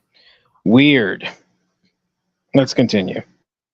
Yeah, so let's it's verse 21 of the same passage. Okay. So we scroll down here. When a man strikes his slave, male or female, with a rod, and the slave dies under his hand, he shall be avenged. But if the slave survives a day or two, he is not to be avenged, for the slave is his money. Now, depending on what translation you're reading, that word there, money, can also be translated as property. I believe there's even another translation that I'm not really familiar with off the top of my head, but I feel like I have heard another word here, and it's just not coming to my mind. The Hebrew word, though, is most certainly property, right? The Hebrew word is kesef, and kesef is something that you speak about, like your silver, speaking about, I believe it can be used to describe oxen and stuff like that. I know it describes currency. Well, but I'll have to go back and check on that, because now that I'm thinking about it, I think the direct translation actually is just silver. It's not property. So I may have to take that back. Right. I know it describes currency. I can remember that much. Now, but what's going on here? I hear a lot of abolitionist apologists say this, where in Exodus, slavery was only set for a time, where you could only have a slave for about 6 years. You loose them on the 7th, kind of like the Jubilee laws. Here's the issue with that, because that's a gross misrepresentation of the scriptures. Because yes, that's true when it deals with Hebrew slaves, as in when you're enslaving your own kinsmen. However, the Bible explicitly says that you can go into other slave markets from the nations surrounding Israel, buy from them, and those ones you can make a prosperity to your children. And so, while yes, the Bible legislates how slavery is done amongst the Israelites with Israelite slaves, the Israelites are free precisely because they are Israelite and under that covenant. Other foreign slaves don't apply, which means this is chattel slavery as well. Verse 20 here is applying to, verse 20 here is actually applying to the chattel slaves. Well, and I think I might have a slight disagreement there, in so much as that it does seem to me like, given the Jubilee laws in Leviticus 25, as well as laws about treating the foreign-born equal to the native. Obviously, there is some differences between the foreign-born and the native. There's no doubt about that. In fact, we're reading some in this very passage, as you point out. It doesn't seem like, if you can only have a slave for 7 years, this is just me and my ultimately somewhat uneducated opinion on this, so I could be wrong. I want to be clear on that. But it doesn't seem to me like a Jubilee is of much use to somebody buying Hebrew slaves if he's going to have to give them up every 6 years anyways, every 7 years technically. But correct. That's because, sorry to interrupt, but that kind of slavery was usually there to settle debt. Yeah, and totally agree with you on that, right? But so the Jubilee, then once every 50 years, all debt is forgiven, right? And the slaves are free, the debts are forgiven, the properties go back to their original owners, that whole thing, right? And it's said to be a proclamation all throughout the land. It seems to me like if that were to be consistently applied, and I don't know, maybe it just wasn't, I guess I'm not sure, that would have to apply to a foreign-born slave as well. By best I could understand, it seems to me like the foreign-born slave, since he doesn't have the 7-year rule, excluding a jubilee, he is the family's property for generations. Hence the what would you call that? What's the word when the inheritance rules, right? If I have a slave for 25 years and I pass away, then somebody's going to inherit him. But if 24 years down the line, rather, he's still alive, it does seem to me like the jubilee would apply to him. Yeah, I do agree with you on that. And actually, because there's a one-stop book that I have, and I typically don't like this author because he doesn't put his stuff under peer review, but it's by Dr. Joshua Bowen, Did the Old Testament Endorse Slavery?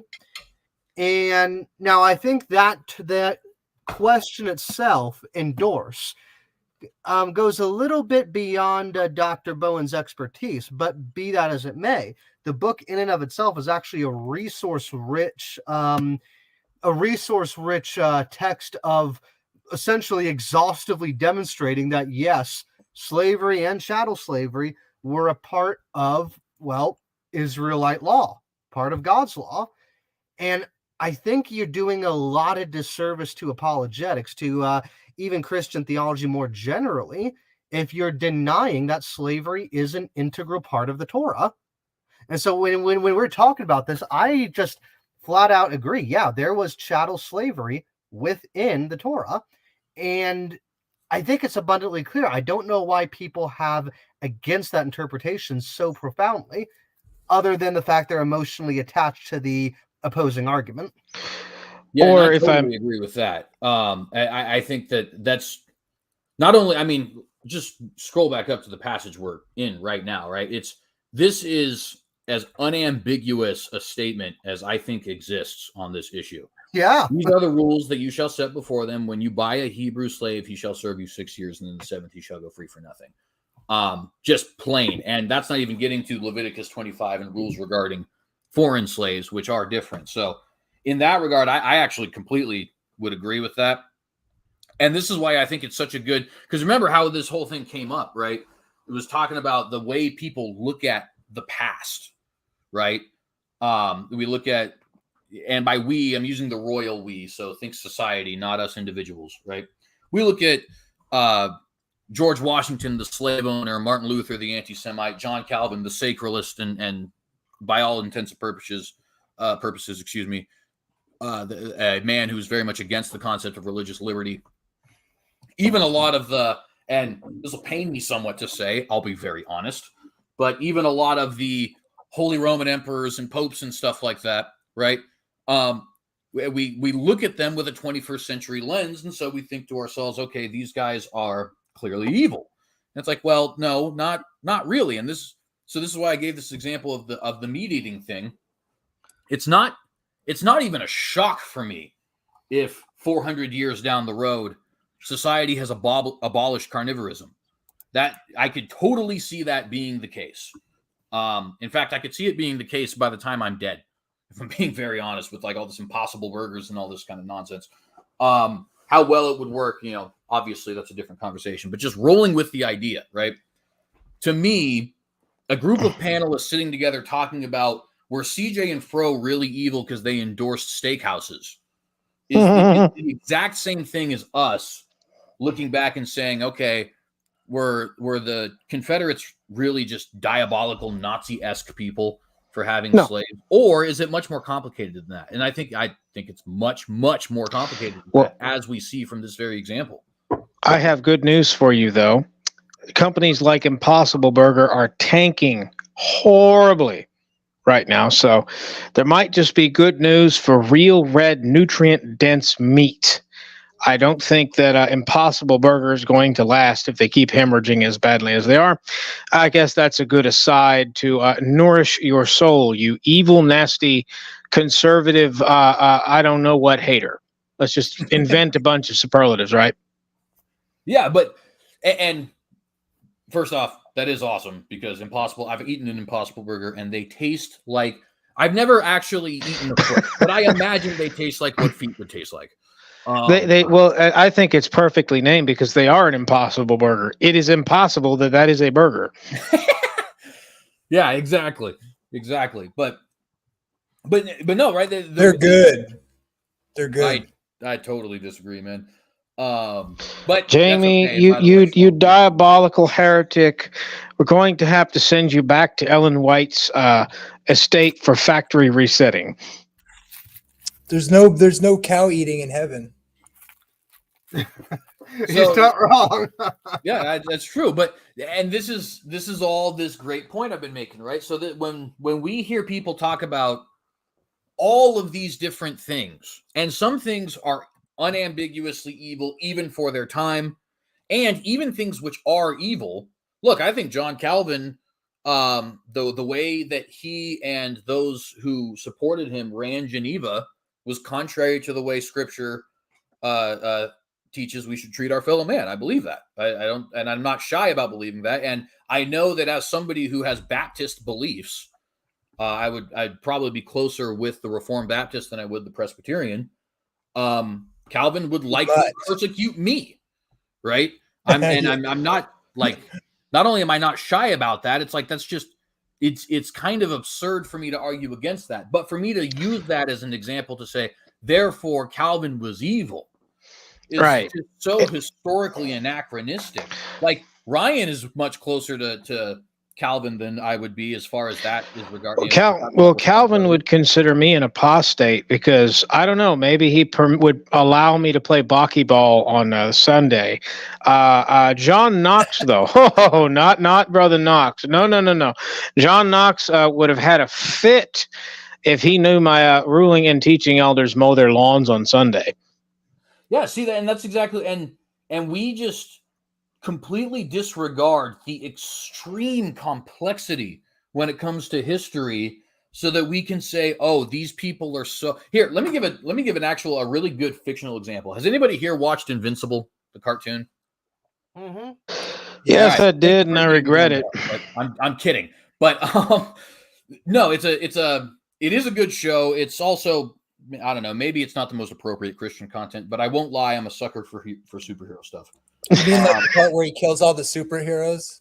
Yeah. Or the blatant sexual assault, or just all kinds of craziness. I'm not trying to be the negative ninny. It's just honestly, I got to a point with animated things and manga and such like that, and said, I don't think this is a wise expenditure of my time. I think I'm just going to go read my Bible or witness to my neighbor instead. Ryan cannot take the animus. Let him make it. I want to hear his point. He's making a point. Well, first off, thank you, Jamie. And second off, I won't say you're entirely wrong about that, Ryan, but we'll move on for a minute. I think in that show, so for those who don't know, the show is centered around these two Superman-esque characters. They're called Viltrumites. They're from the planet Viltrum, and they're here on Earth doing superhero stuff, right?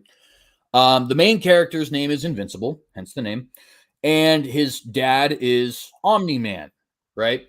And Omni-Man is actually not there to protect the planet. He's there to weaken the planet so that the Viltrumite Empire can conquer it. So eventually, he finally reveals that to his son, and in so doing, he massacres something like 5,000 people. And it's really tough. It's a right. Cartoon, right?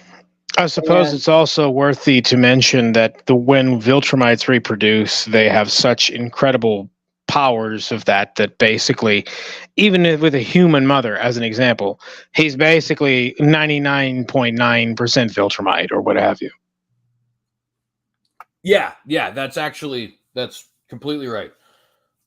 So when he reveals this, he gets on this huge, the Omni-Man character, right, whose Earth name is Nolan. He gets on his soapbox and starts talking about how glorious the Viltrumite Empire is and how they're going to give them this great medical technology and these people will live better than they ever were. But, Viltrumites live 5,000 years. It really doesn't make any sense for us to be sitting here caring about these insignificant humans who will be a mere week on our life and all that kind of stuff. And eventually he asks his son, what are you going to have in 5,000 years when all of this is gone? And the son says, I'll have you. And so he flies away heartbroken because he's realizing that his son is kind of grounding him back to good moral thinking, right?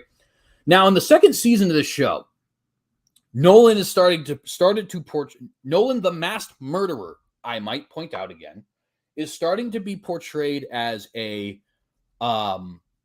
as a sympathetic character because he's starting to fight back against that that Viltrumite upbringing that he has, that all the other races are inferior, the greatest possible good is to conquer and bring people into our empire, stuff like that, right? He's starting to fight back against that, and the show's portraying him as sympathetic as a result. But he's a monster. What he's done is monstrous, right? Mm-hmm. Now, here's why I bring that up. If we look at history the way that we look at Omni-Man, which is to say, the context is completely irrelevant. It doesn't matter. He is just this diabolically evil guy. But I would argue we should look at history the way the show itself looks at Omni-Man, which is, given the context, he's essentially the product of space Nazis won and have established their society over thousands of years. And he's born into that society, right? Grows up with their ideals, is sent out into the world with their ideals, right? Seems like pagan Rome. Yeah, perfect example. Pagan Rome, Sparta. Yeah, I mean, it's kind of hilarious you say that, because effectively, Nolan is a superpowered Romulus. Yeah, and he totally is, right? And I think the way the show looks at him is accurate. I think that's the way we should look at these historical figures. They are a product of their environment. It doesn't mean that they're right. It doesn't mean it's all relative and we could just be like, oh, well, I mean, slavery was just the cool thing back then. So obviously being mean to black people back in the day was perfectly fine. No, of course not. But we also can't sit here and pretend like they're abnormally evil comparative to other humans. They're perfectly normal. And we happen to live in a society where that particular problem is not a problem we have to deal with. But there's problems that people will, quote unquote, solve. We don't know what they are because we live here today, right? So will it be prisons? I mean, let's be honest. It's totally possible that prisons go away 400 years from now. And they look back at us and say, wow, that was diabolical. The death penalty, eating animals, debt, the concept of contracts, which contracts are really a form of slavery in a sense. You can trade your contract with another employer, especially sports contracts, right? I'd like to push back a little bit. Go ahead. There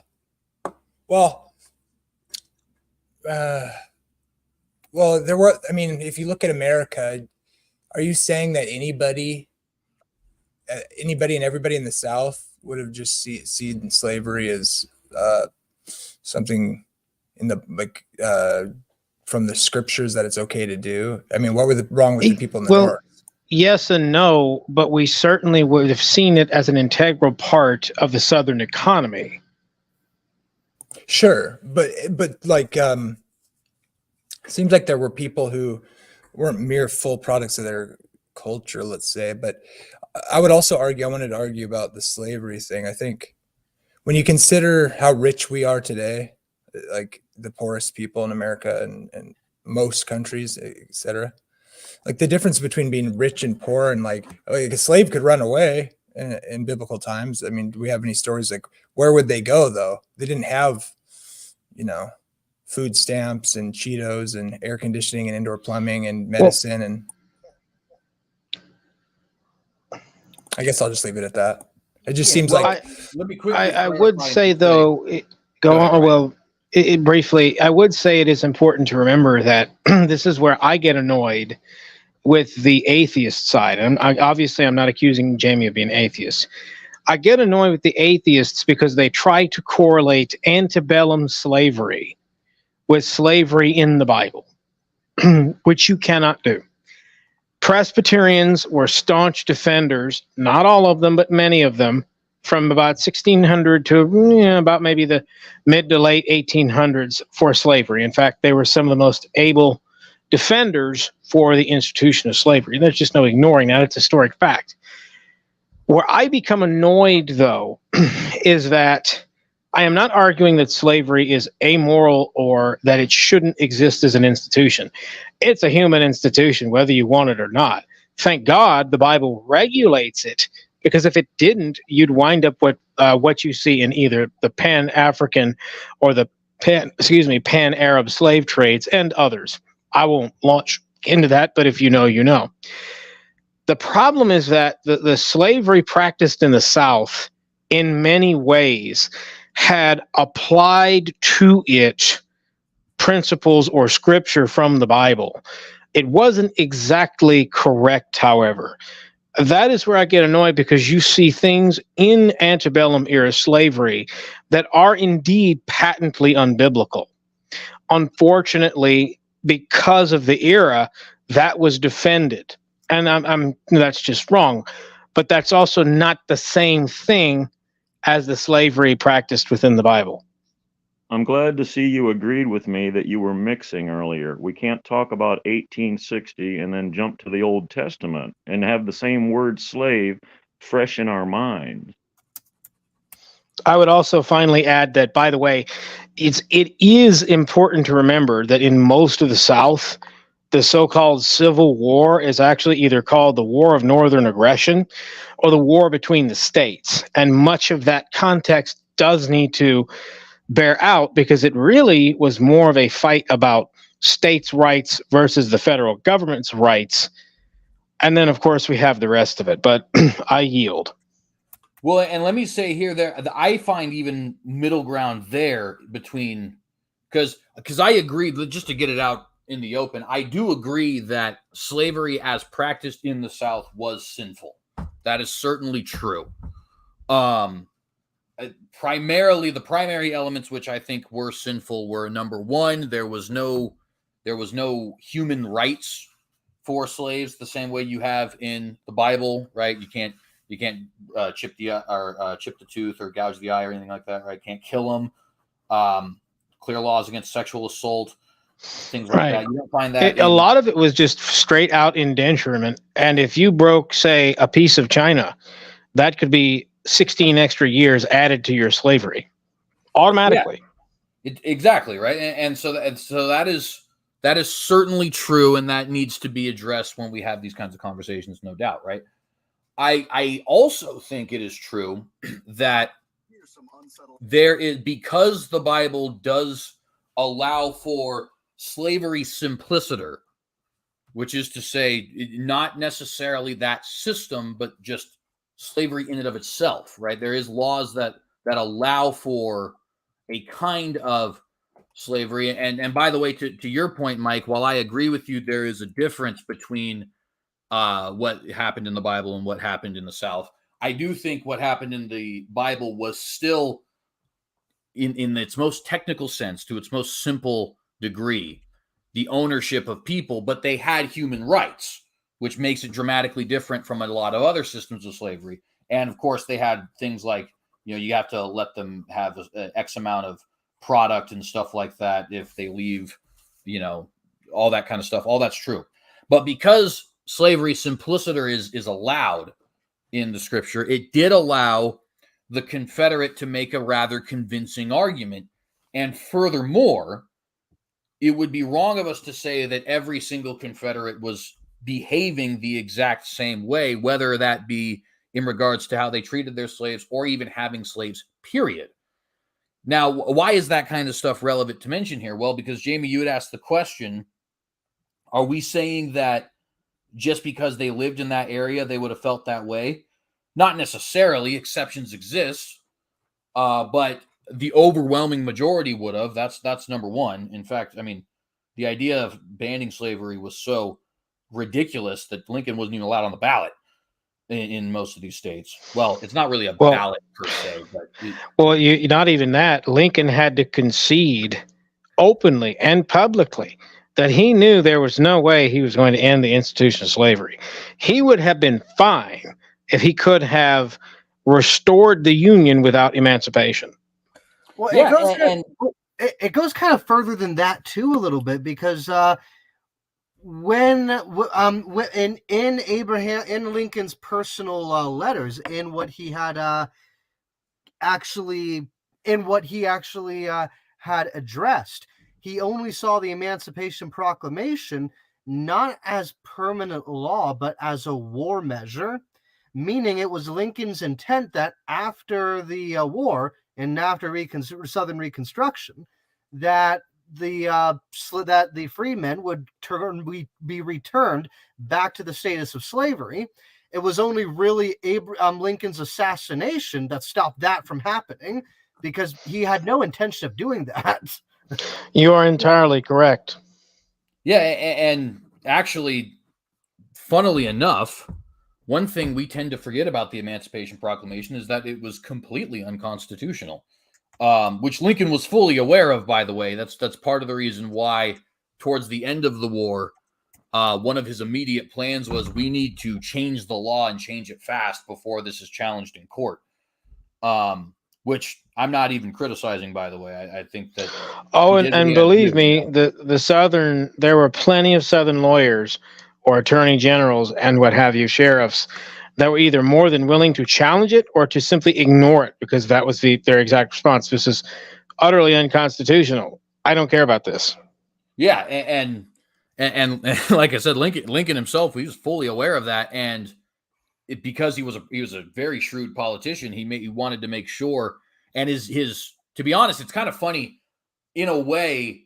His assassination really helped his plan forward, because if he wasn't assassinated, it's likely they couldn't have passed these laws in time, and somebody would have challenged it. But that is, an example of God's providence that we'll set aside for a moment. So all of these factors, the factor of how much of an integral part it is of the economy, the factor of how the Civil War is more complicated than simply about slavery, the factor that the slavery is indeed sinful in that area, but also the Bible does allow for slavery simpliciter, and the fact that society had only started, even the very first country to even abolish slavery, you weren't here yet, Jamie, so I'll reiterate, was Denmark in 1792. If you were born in 1792, you'd be 69 years old when the Civil War broke out. My own grandfather is 75, right? So that's younger than he is. And all these different things, they all come together to create this brew that I am calling complicated, right? It's not as simple as there are good guys and there are bad guys, and the bad guys should be looked down upon and the good guys should be admired. It's a very flawed and complicated system, and one which we can't even begin to imagine beyond just simply taking a guess at what things society will look back on as barbaric. You guys heard me bring up the meat example. I could 100% be wrong about that, because I'm just spitballing here as to what things it's possible society 200 years from now will look at as barbaric that we all currently do. You know what I mean? I don't expect there to be death anymore in 200 years, but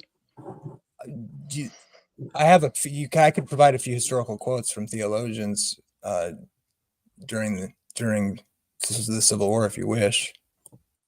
Some good ones from both sides that are pretty interesting. Well, I guess let me just ask. Or we can move on. Are you talking about to try and? I have no problem with the quotes. I guess I just want to make sure that my point is understood. No, I'm not I agree saying that with there you. weren't people who disagreed. Yeah, I agree with you. I find yeah. it just a fascinating subject, that how people argued, and the social issues and the political and monetary issues, or you could say the economic issues. I mean, and then you have like kind of this religious level of argumentation that may be tainted with political and social prejudices or whatever, perhaps pious fraud or not, maybe not. Totally could be. Well, and by the way, that wasn't even me saying no. I just wanted to make sure that you were understanding my point, which it sounds like. Oh yeah, I agree. I still agree with you on that. Yeah, I'm curious. Are any of them competition. by what's his name? Darby. Help me out, Ryan. He's a Presbyterian from the South. Dabney, you mean Dabney. R.L. Dabney? Yes, indeed. Yes, indeed. One is Dabney. Let's see. I have one from Robert Dabney, Louis Dabney. I have one from which is obviously one of the more Robert famous. Dabney and Louis Dabney were considered basically the fathers of Southern Presbyterianism. They had a huge influence in that time in the Presbyterian world. Excuse me. I have some. Well, here's let's see. Henry Hopkins, Episcopal. I have one for you. Want to hear that? Let's see.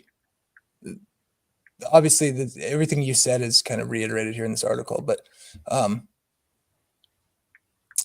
Thornwell, I have one from, here's a Presbyterian. His name's James Henley Thornwell from 1812 to 1862, a prominent Southern Presbyterian minister, theologian, I know him. Persuasively expressed his confidence, biblical authority when he stated that Christian beliefs must be founded only upon the explicit word of God, not speculation. Other supporting voices declared the church knows nothing of the intuitions of reason or the deductions of philosophy except those reproduced in the sacred canon. Her creed is an authoritative testimony of God, not a speculation. Thornwell repudiated abolitionists because they were nothing but, quote, atheists, socialists, communists, red Republicans, Jacobins, who were opposing the friends of order and regulated freedom. And he summarized in one word: the world is the battleground. Christianity and atheism, the combatants, and progress of humanity is at stake. And by the way, the Republicans he would have been mentioning would have been the actual Democrats of today. But I've actually, funny enough, I've heard that exact quote from the pulpit or shortly after the fact in the context of certain conversations. And every time I hear it, it just brings a smile to my face. I'm not even agreeing with it. It's just, it's such a good quote. Yeah, and I think the really funny thing about it, first off, it is funny how in a way he has a point, and also in a way he's wildly wrong, right? Because the abolition movement was primarily Northern Christians. But it just is so fascinating to me. You know, I always, as a history nut, have always kind of liked the comparison of John Brown and Stonewall Jackson, right? Now, John Brown's a little bit insane, but that being set to the side for a moment, both were very, very devout men.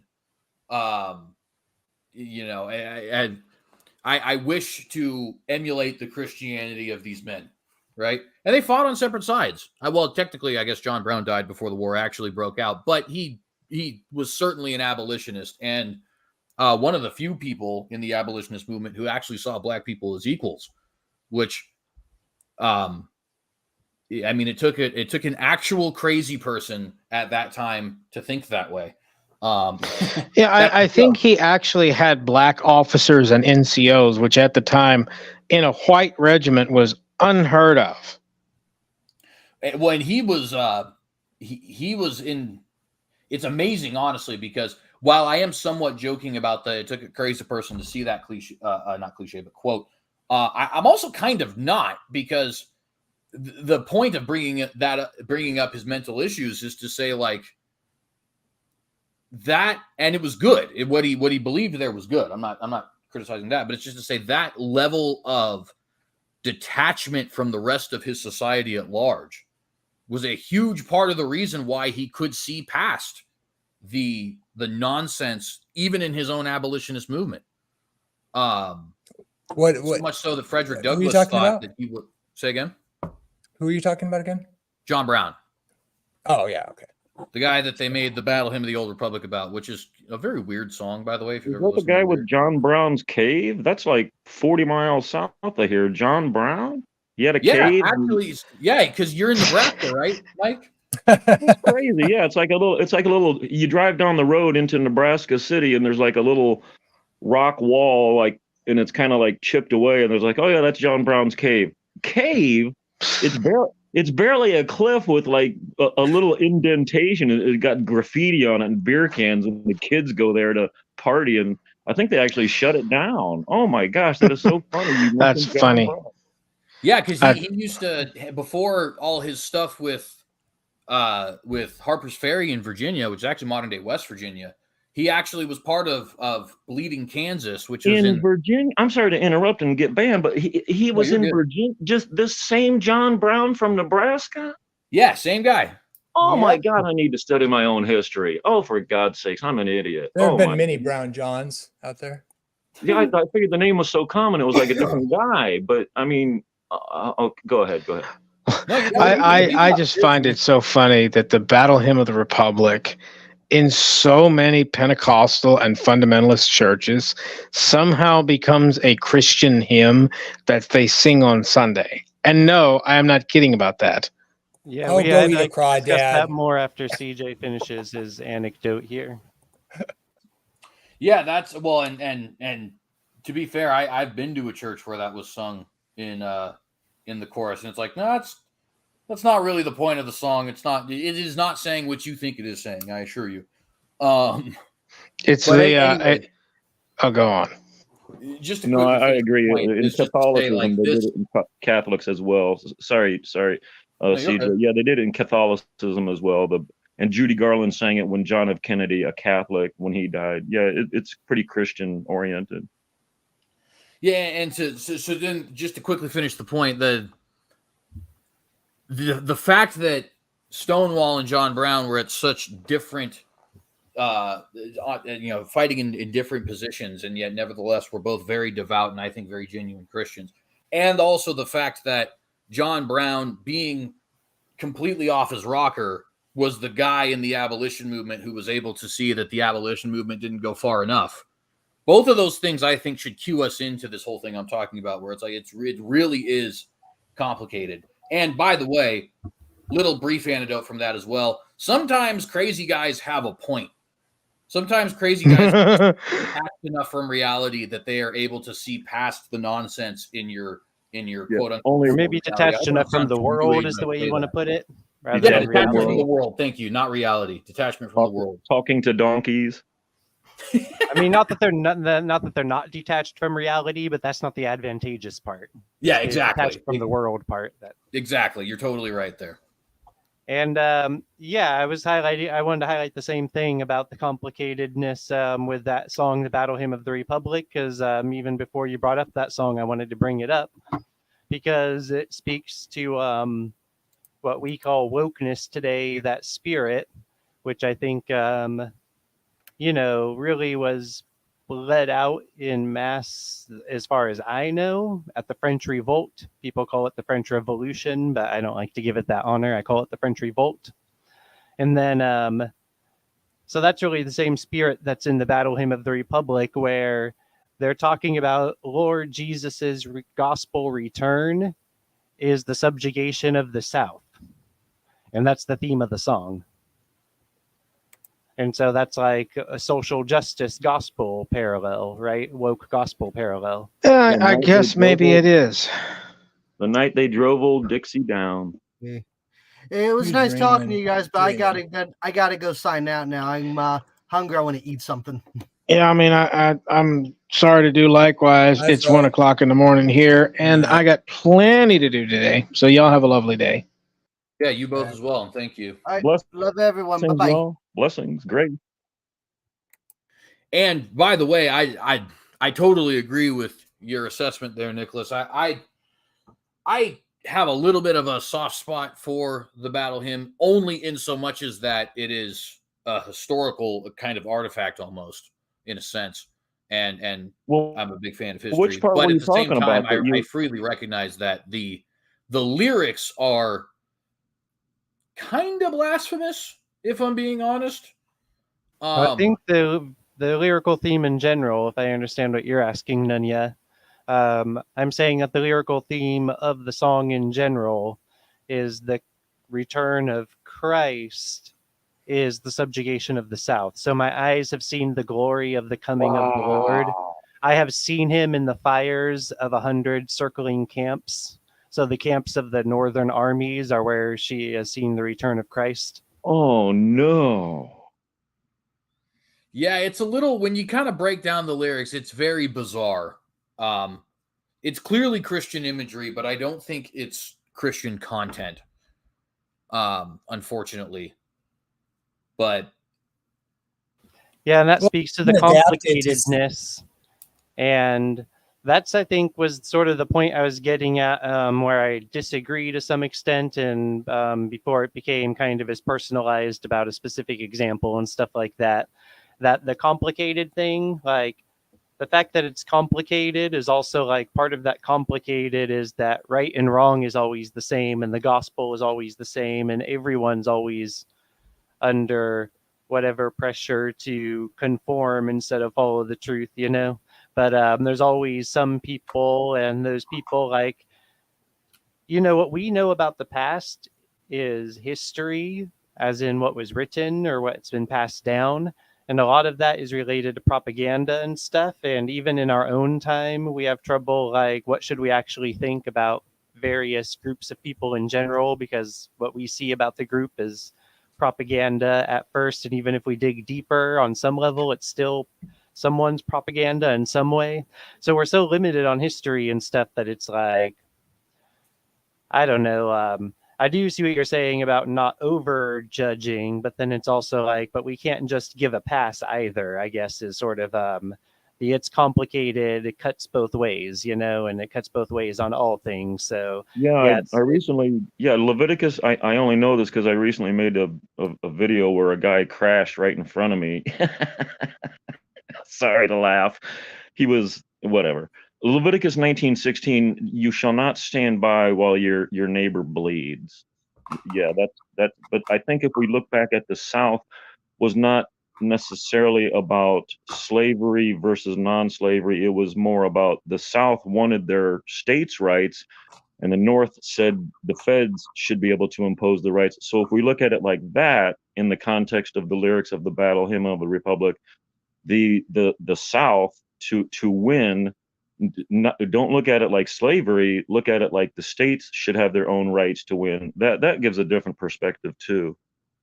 Well, the I think Republic both of is you the guys North. are totally right there. I think you, Mike, I think you're right. The issue was greater than simply slavery was certainly a huge part of it. That's there's no doubt about that. And also states' rights were a equally massive part of it. And I think a lot of people do disservice when they talk about that as well.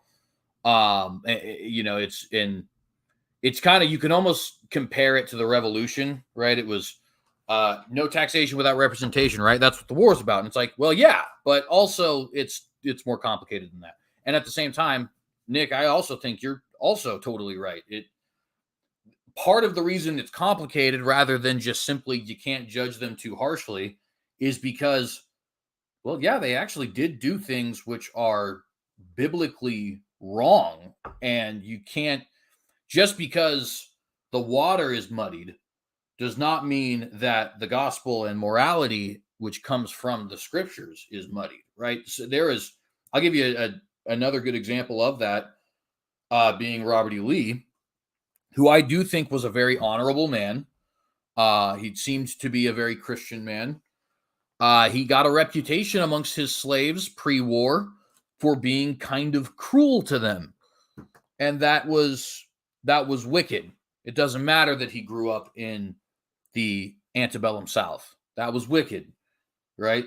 And there's no beating around that bush. You should not be cruel to another human being. I mean, really, if you look at the Constitution, our Constitution says no cruel and unusual punishment.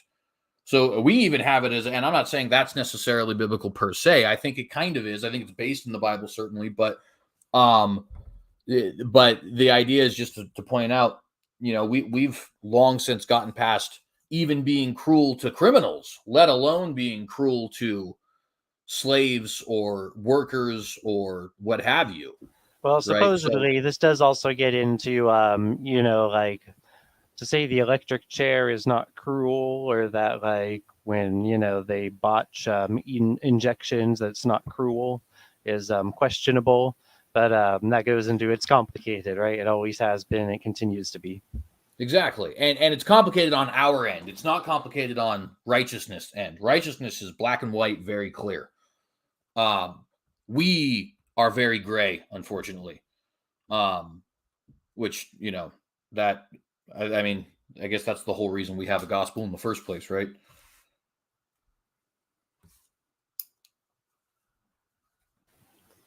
I did. Yeah. I was reading Chris's comment, and I missed how that would connect to the gospel. I apologize. Oh, you're fine. So what I was saying is that the complication is on us, right? We humans are gray, Yeah, I But followed the that gospel part. is very black and white, and righteousness is very black and white. And if we weren't gray, there'd be no need for a gospel anyways. Oh, and if God was gray, there might not be a need for a gospel. Yeah, exactly. Anyways, though, that was the end of that particular spiel of mine. Well, I'd like to read 2 paragraphs if you all got time. Yeah, go ahead. What from? John 1:1, or excuse me, John 1. The 1:1 part we all know in the beginning up to verse 8. John was not that light, but he was sent to bear witness of that light. Starting in verse 9, just a couple paragraphs. John 1:9, KJV. That was the true light, which lighteth every man that cometh into the world. He was in the world, and the world was made by him, and the world knew him not. He came unto his own, and his own received him not. But as many as received him, to them gave he power to become the sons of God, even to them that believe on his name, which were born not of blood, nor of the will of the flesh, nor of the will of man, but of God. Hallelujah. Amen.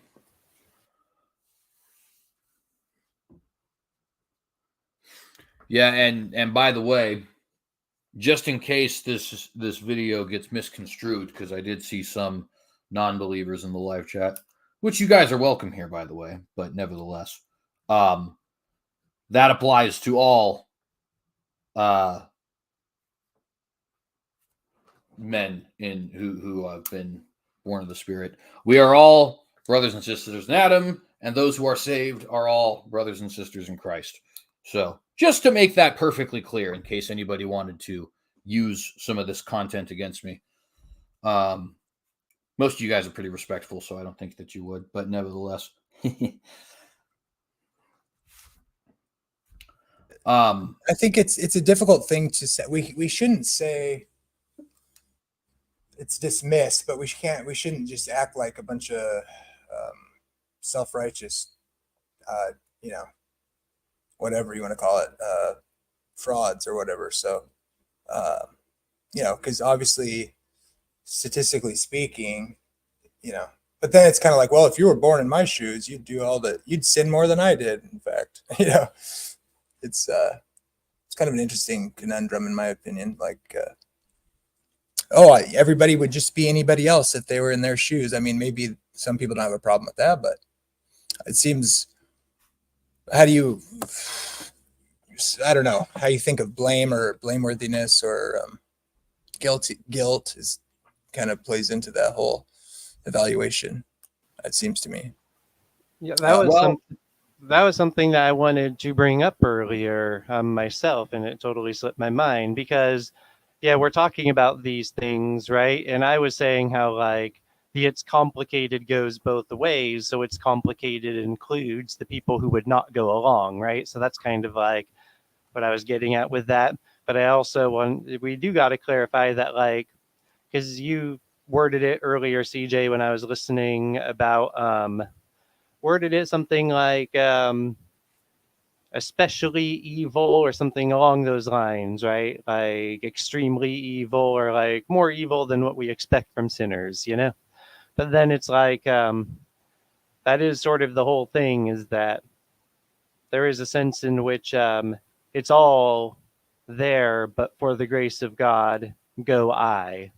Like even with the most extreme sin, it's like I was sort of speaking sociologically, if that makes sense. Like that was how I was addressing the topic, even though I don't know if Jamie heard it, but earlier I was the example in regard to if I'd been in Nazi Germany or whatever. So I don't know if you had heard That's a good that. example. Yeah, so I don't know if you had heard that, Jamie, but if you had, then it sounds kind of like a reference to that. So the conversation's coming back around.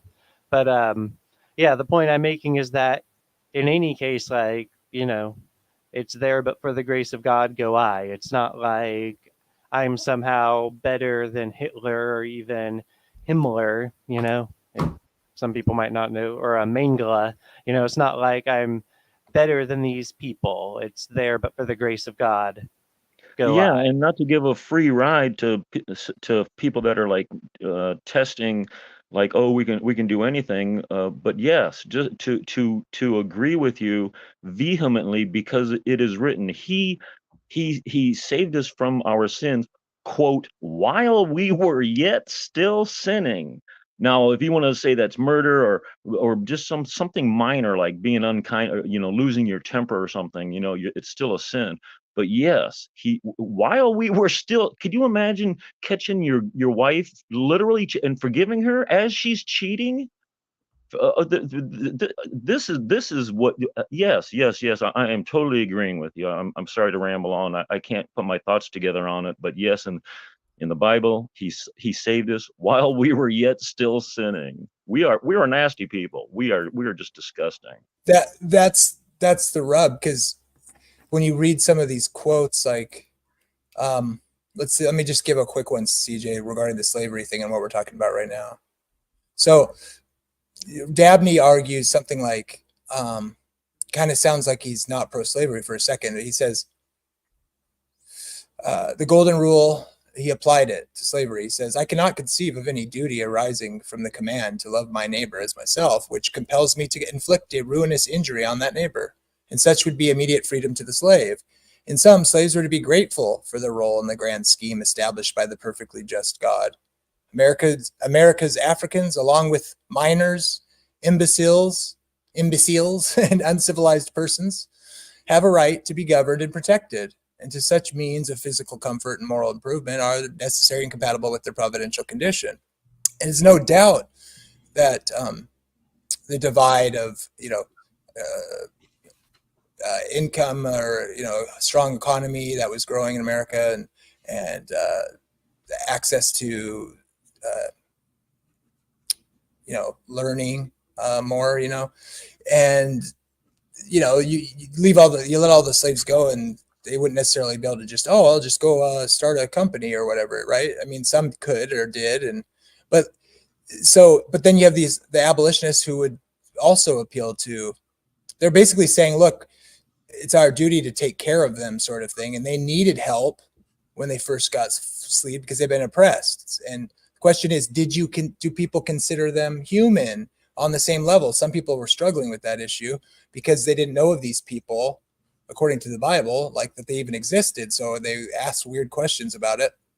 Some obviously said, obviously they're people, they're the other nations or whatever, right? So, does the golden rule or loving your neighbor as yourself depends on if you, even if you do, which many of course do and did, think they were sons of Adam, obviously, and fellow sons of Adam. And do we, it feels like you're talking down or whatever when you say that, but it is true that that situation at that time, the slaves were not capable necessarily in mass, let's say, of just integrating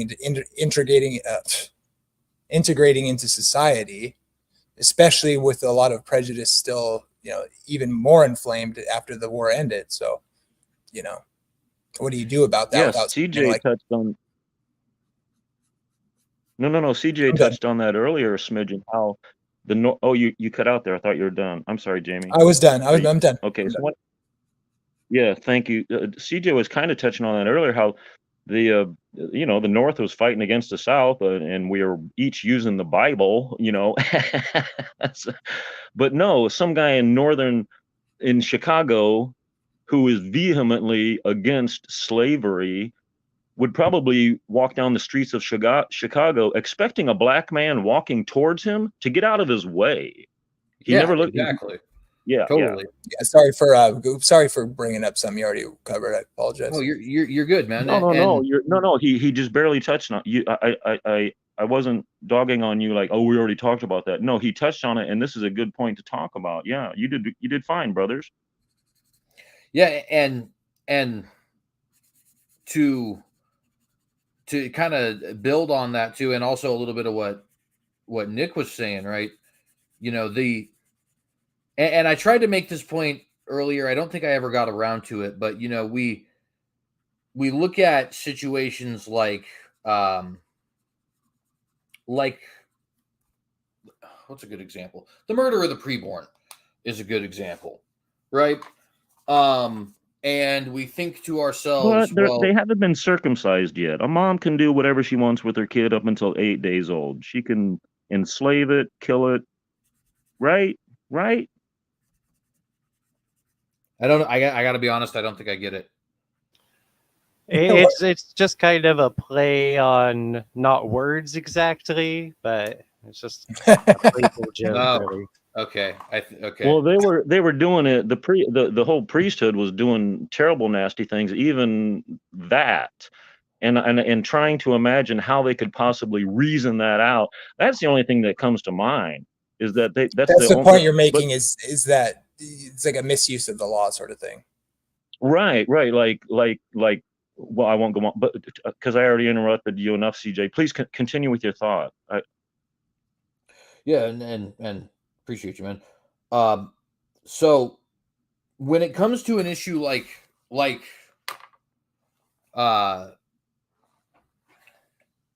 mean, I guess the only short form way of saying it would be infanticide. But they're not technically infants, so anyways, not the point. People do say feticide, but I think that fetus kind of people can think of that as less human, so I personally don't like it that much. Yeah, that is a word. I am trying to avoid the word abortion because I don't know if anybody heard me go on my rant. It was a short rant, but on my last Watchdog, I've kind of gotten fed up with this entire issue, but that's not even the point. How about just the blood of the innocents instead of abortion? That's perfect. Blood of the innocents. I love it. Well, I don't love it, but I love the use of the term is what I guess I'm trying to say. Yeah, Jeremiah 3 something. Yeah, I discovered the blood of the innocents under your skirts, and it was not hard to find. You guys are nasty. Yeah.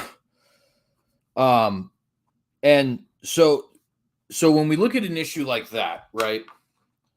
That is a issue that we think of as being comparable, but in a way it really isn't. And the reason it's not, so I have here, just to make sure I get as technically correct as I can, a Pew Research Center finding on who supports which side, right? Who is pro-life and who's not. And about 61% in 2022 of respondents said that they were the way it's actually worded in the text is or not in the text, but in the poll is should abortion remain broadly legal, right? But nevertheless, they're not pro-life. They're not for the abolition of the slaughter of the innocents. And the number is 61%, according to this Pew Research poll, right? Now that's favorite that favor it, that say it should be broadly legal. And that sounds like a lot. In a way, it's a lot in so much as that the number should be way lower than that. It should be 0, really.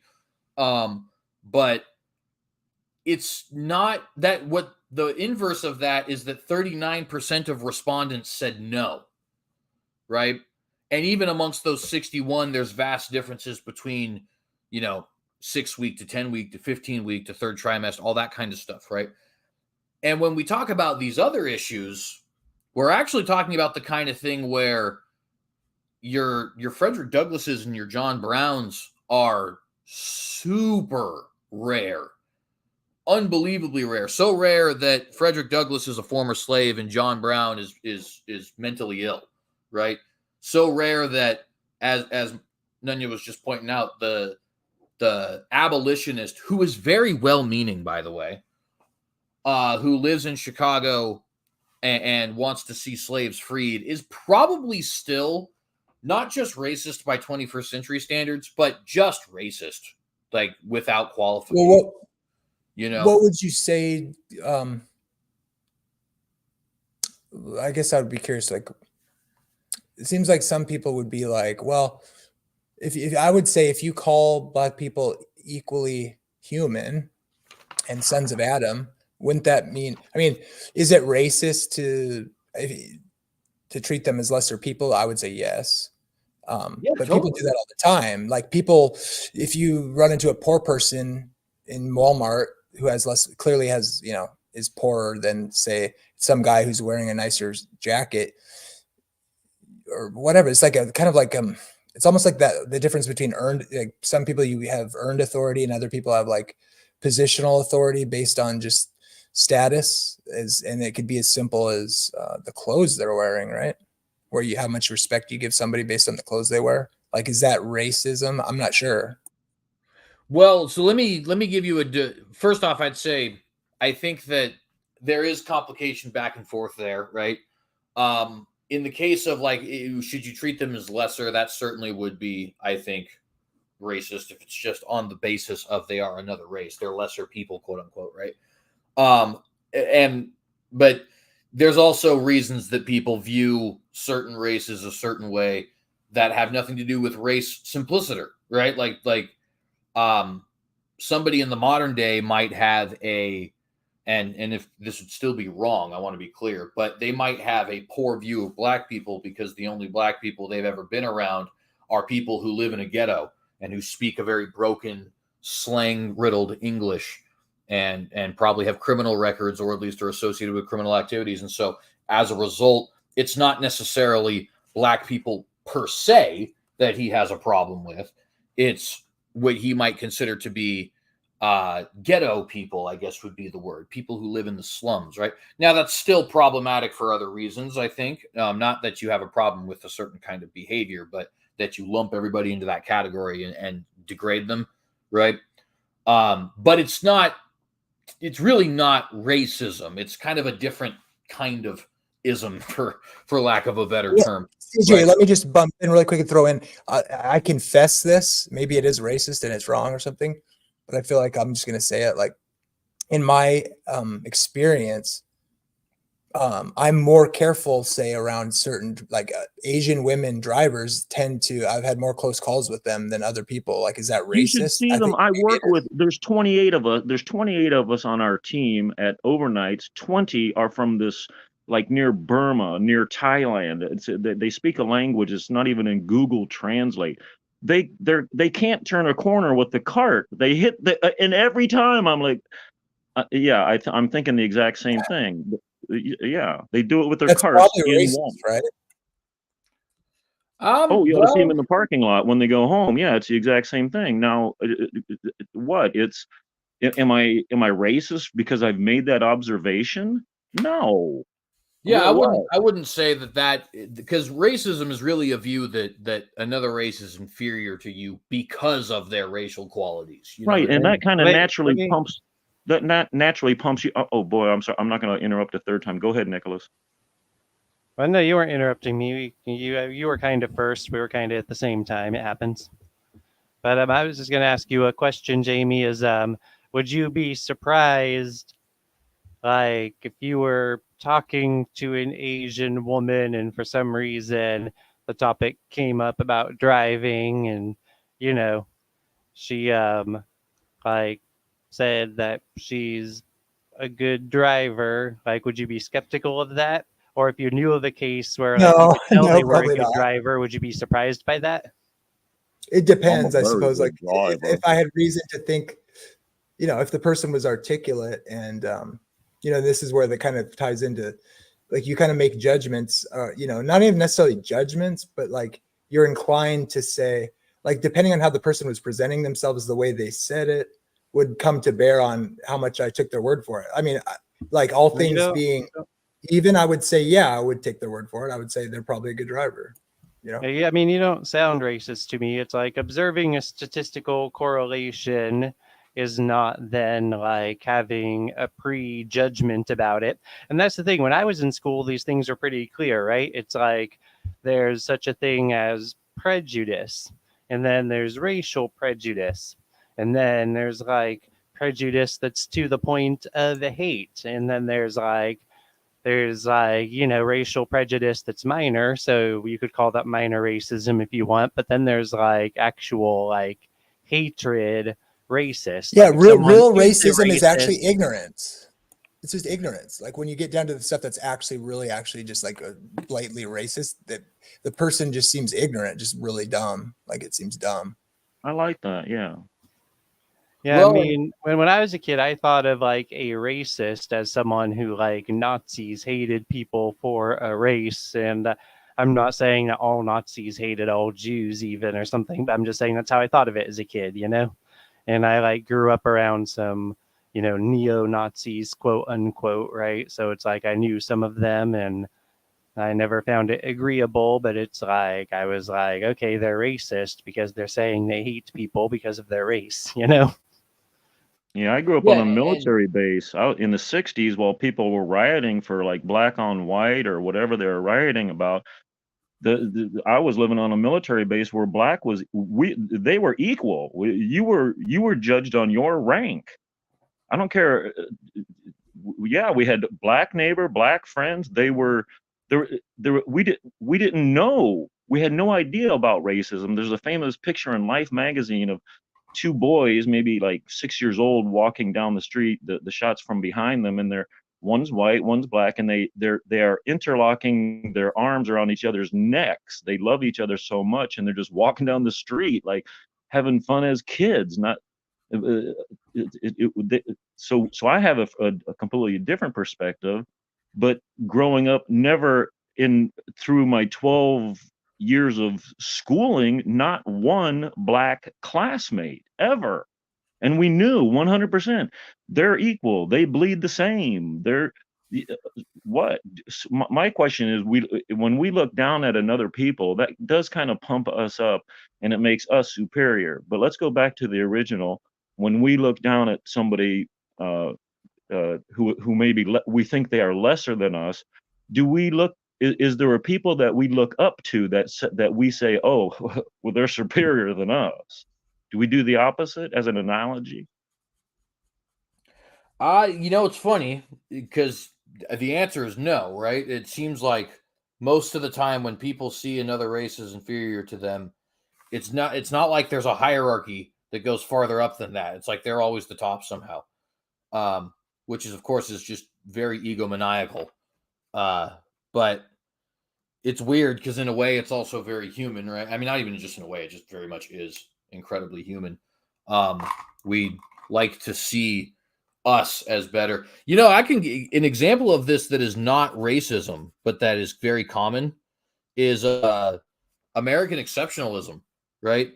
And the weird one about that is because it's cultural, you could even make an argument that it's true in some respects, at least. Oh, you've seen the chat rooms. Oh, where is America in the Bible? Oh, look at Revelation. That's America. Yeah, Yeah, good point, CJ. Yeah. yeah, and it's kind of it's never like we look at I don't know, Afghanistan as an example, and we're like, oh, we're clearly more superior to them, but then we don't turn that around and say, okay, well then who's superior to us? It's like, oh no, we are the pinnacle. Actually, I've never met a group that's like, well, we're better than these guys, but actually we could be closer to these guys and we'd be better for it. But Well, I can say though that like streamers from Europe and stuff also recognize the United States as having this very specific global position that in some socio-political, economic, military sense is actually at an objective pinnacle. So it does throw like a potential wrench in your example, because it's like, what if people are thinking of that actual objective pinnacle in this case, Oh, good point. Good point. Yeah, like an imaginary, there is somebody superior than us white people, but for right now, we're just saying you guys over there are lesser than us. I like that. That's good. I have to admit, I do see America in the Book of Revelation, but depends on what you mean, right? That's an interesting way because I'm trying to be fair-minded here. I'm trying to think, well, I get what you're saying, but like, would somebody like in 400 BC be like, or I don't know, like in first century Judea, like obviously Daniel isn't talking about the Roman Empire. It didn't even exist back then. Weren't we founded on the Bible? Didn't we start with 12 colonies and one safe city, Pennsylvania colony? that we later moved to Washington, D.C. because of the Solid South. Didn't our rivers run? Didn't we have rivers of blood during the Civil War? Wasn't the blood up to the bridles, to the horse bridle during our Civil War? Wasn't there an oppressed people? Didn't the Native Americans live in tents and didn't they call them tribes? I mean, what? How much, more clear do you have to get? People think that means they're descendants of Israel or whatever. And I would say this is where like your hermeneutic can be, it's kind of an interesting thing, because obviously it's not talking about America per se, but it's obviously also referring to a superpower. And so it's like, it's just like if you were to say, is it talking about Rome? Well, it's talking about the empire that is described to Rome at the time of the future. So it's a weird way to ask the question, like, is it talking about America? Well, no, it doesn't say America. It didn't say it's anything particularly specific regarding its geography or its It does culture. say the great merchants of the world will deceive the nations with their pharmakia in the Greek. Pharmakia. That's too close. That's just too close for my. That's like, wow, today, 2024. Yeah, I mean, I think it's actually a coming global thing. And so, I think America was sort of carrying the baton of what Britain was doing. And perhaps it's fair to say, that I'm then speculating that baton's going to go to something global. Yeah, it seems likely, at least if the end is, say, within the 100 years, let's say, or something, that it would be America that would have to be largely the snookered into, it would have to, America would have to be like the one America would be the nation that everybody looked to follow suit. I mean, we still see that today. I mean, even as in the decline. Right? Even if it wasn't specifically America, there is a weird thing you notice throughout history where it's like these gigantic empires never completely die. They do, obviously, in the sense that like Rome doesn't exist and Syria doesn't exist and that kind of stuff, right?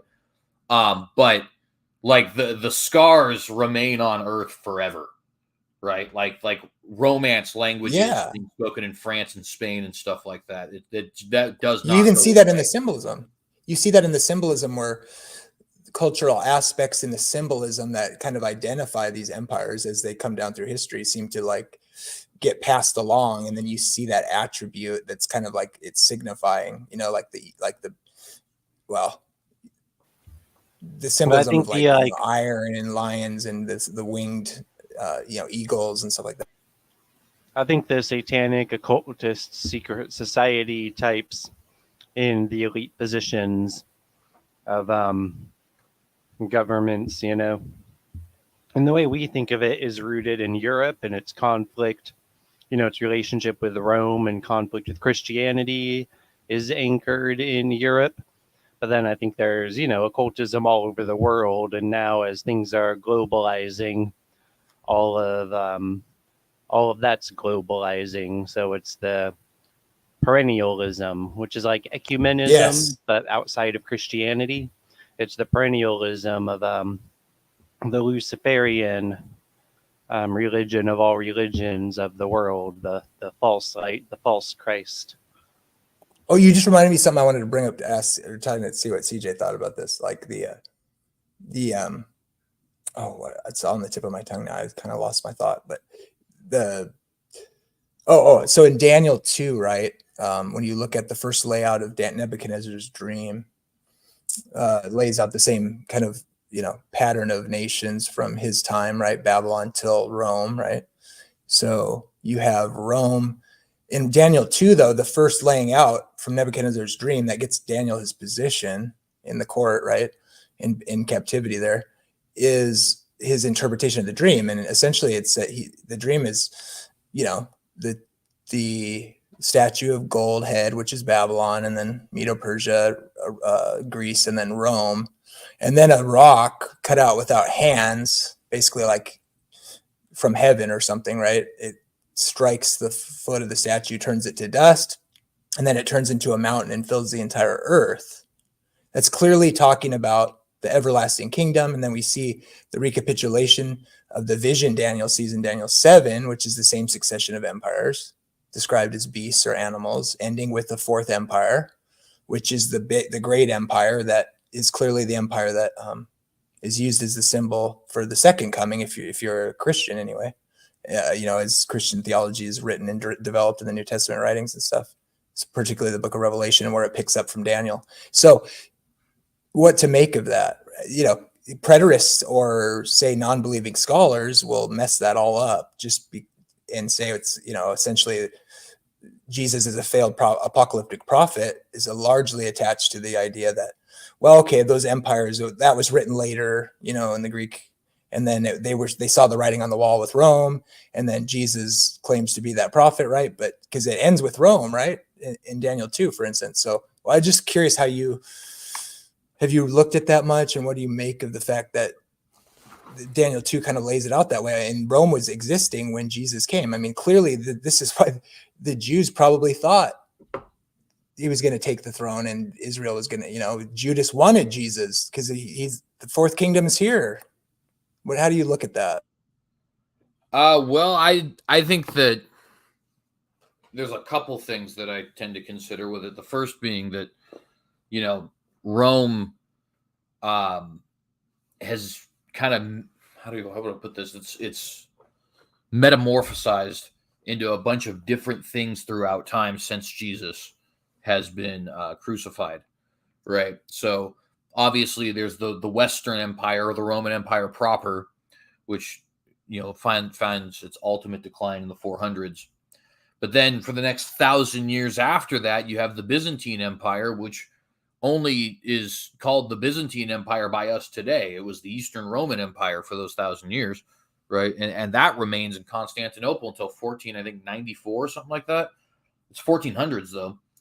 And then even after that, you have Rome existing in a couple different other ways, right? The most obvious, I think, is the Vatican. It is quite literally a Roman political power. And in numerous different ways too. I think genetically they're probably Roman, but they're also in the city of Rome and they speak Latin and they worship at pagan temples, even though they worship a different God now. They would say it's, of course, Jesus Christ, and we would take issue with that, but nevertheless. But you can also say the Western Roman Empire and the Eastern Roman Empire eventually evolved into Western and Eastern Europe, which is just factually true, right? The Greeks and the Turks and the Turks are actually a little different in this example. The Greeks and the Albanians and the Slavs and the Ukrainians and the Russians, that was the remnants of the Eastern Roman Empire, and the Western Roman Empire eventually evolved into Western Europe, your France, your Spain, your Portugal, your Italy, and so on. And well, there was the Holy Roman Empire, but then there was also the Frankish Empire. I guess the Frankish Empire is more earlier on. Yeah, the Frankish eventually became Holy claimed Roman. to carry the baton, and sometimes multiple people were claiming to carry the baton.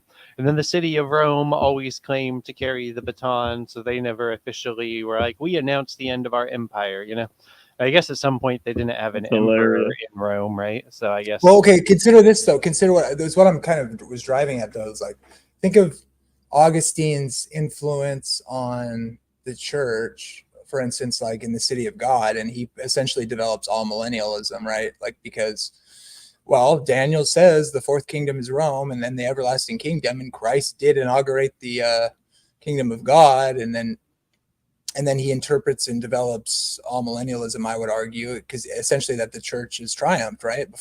He's during the time before Rome's completely off the rails, I would say. But, you could appeal to, this sort of spiritualizing. I don't know. I grew up Catholic. I just assume we are all under like Roman authority to this very day. You guys. Yeah, which is the Church of God, right? The kingdom of God set up on earth with the church. And so it's like, the kingdom of God. Oh yes, them. They believe that. Yes, yeah. Yeah, well, and here's another interesting element to add to this whole thing too. Another split between Eastern Roman and Western Roman lines that exists today is the Orthodox and Catholic Church. It's kind of bizarre, right? How that split happens to coincide near perfectly with the split in the Roman Empire 1,500 years ago. Absolutely. Now, right? And like now 1,000 years ago? Was Wasn't it like 1,000 years? 1,000 years ago? Well, the Great Schism was 1054 between the You're Orthodox talking and about Catholic the churches. East and the West, right? But Sorry, yeah, I'm sorry, my bad. Well, I think it's fair to characterize that what happened was that the empire split first, and then by nature there was some segregation of church, just as a function of how people were living their lives, and then there was a doctrinal dispute between the quote unquote authorities. I don't know the legitimacy on either side, right? But the authorities in the East and the authorities in the West. And the doctrinal dispute is the official schism. So that's the official date of the Great Schism. Is it like some nuanced aspect of the Trinity or something? Anyway. No, so what causes the actual schism between the Orthodox and Catholics that we think of today as the Great Schism is the Pope's authority, actually. The Orthodox Church did not agree with the idea that the Pope was sole infallible leader of all Christians, and so they split off from... Oh, that's right. And But that's when it became official. So that shows more parallel with the politics, too. Go ahead, Jamie. Sorry. Oh, yeah, just so I actually have a lot of agreements in thinking with Orthodox people and like individuals or whatever, but as far as the problem with quote unquote the historical church, which is the Roman Church, I would argue I'm not going to appeal for the Orthodox to be the official church. I mean, they broke off, I would argue, for good reason in a certain sense, right? But they retain so many of the bad ideas, namely stemming from, I think, the whole foundation of why the Reformation was the work of God, and that is that the church has that authority to administer the salvific implementation of the sacraments or baptism, by continuation of the laying on of hands of the authority of the church. And I don't think that's right. That's obviously wrong. And they believe in tradition as being equally authoritative as scriptures, which is clearly one of the problems that was going on when Jesus' ministry was happening, and he rebuked them for it, and he appealed to the word of God, not the authority of the elders. So to me, they might as well be Rome in that sense, and that is the issue for me, obviously. Yeah, Orthodox is a mixed bag, honestly, because their formal and official beliefs are much closer to Rome than they are to the gospel, but at the same time, they're kind of fractured, and in a way that's actually kind of a really good thing, because they rely much less on, in fact, they rely much less on formality and creeds than even we as Protestants do. And I use the word Protestant there very loosely to describe non-Catholic Christians. In fact, really, I kind of hate the term Protestant. I really think it should just be Catholics and Christians, because Catholicism is a different religion, in my opinion. But I digress. But even we, being in the West, we're much more formal, dogmatic, intellectual. I don't think there's a problem with that. But nevertheless, that does create a benefit in Orthodox world, where there's probably more genuinely Christian Orthodox Christians than there are Catholics, in my opinion. Vaguely, I might tend to think that makes sense, but oh yeah, I just wanted to agree with Jamie, but I don't remember what nuance of agreement I wanted to state. But the authority of the word of God and not of the church as men have commanded power. That is the issue. Because that usurps the mediation of Christ. Thing. That was what I wanted to comment on precisely, was the tradition aspect of it, because it's just so obvious from scripture that we have warnings laid out not to fall into that pride, to hold tradition over Scripture. And so it just seems like it's too obvious of a mistake, you know? It's like it has to be on purpose or something. So, yeah, so I totally agree with you about what you're saying and take it further if I can. Yeah, that's the Hebrew roots perspective for Jesus's ministry prior to the death, prior to the cross. His sword of division was the traditions that trumped God's laws versus the actual written word. Jamie, your rock coming out of the sky to hit these feet, I mean, that's Jesus. We all know that's Jesus, right? The rock of our salvation, the Deuteronomy 32 rock.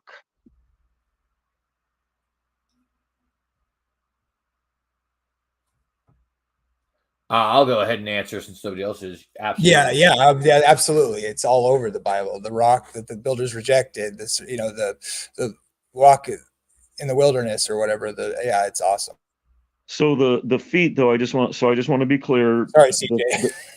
You're good. He's got like 10 different stories he's started to tell, and I included keep interrupting him, and he's got anyway.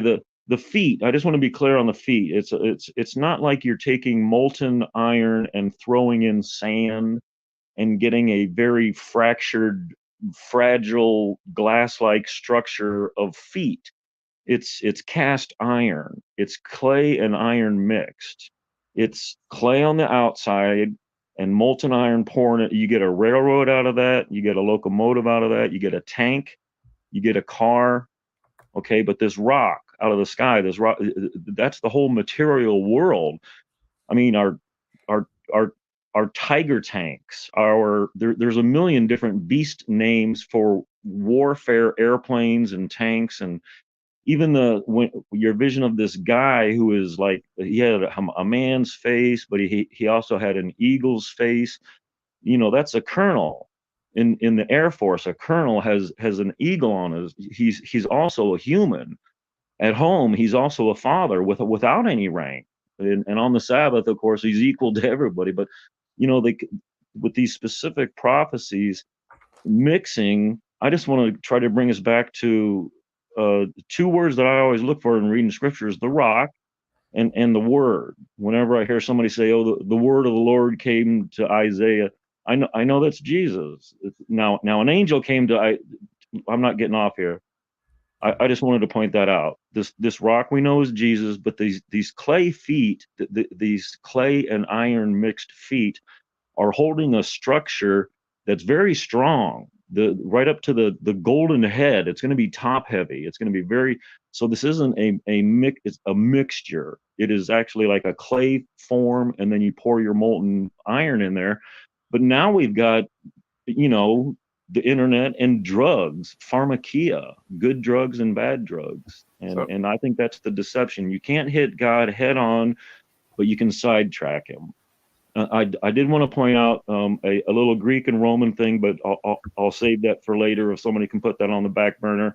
Hey, Nunya, we're all done talking here. Did you want to bring something up about the Greek and Roman thing? And I'll be reminded. But well, sorry. I just want to ask you something clarifying about this, because so if you're saying it's cast iron, does that account for the brittleness because it's cast iron, not steel? No, that's my point. It's not brittle. It's very solid. It's holding up it's a good foundation for a very tall, heavy structure, top heavy structure, if not. So this cast rock iron's brittle. It'll like if you just like throw your Dutch oven against a rock or something, you can shatter it, Right, but you can make money off of selling 1,000 of those that you have poured in a foundation and make your money back in a day. My understanding is that the iron, it does describe the iron as being, the fourth beast being the most powerful and fierce of all the other kingdoms. And then also, but the idea of the miry clay mixed with it I take that to be something like. Yeah, the KJV uses the word brittle, right?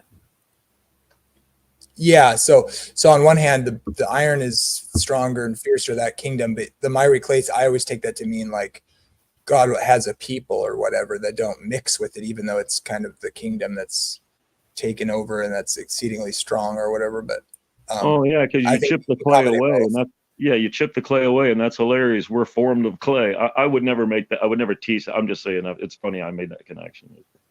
Yeah, I wanted to ask that to you, CJ, too. It's like, should we? I'm not.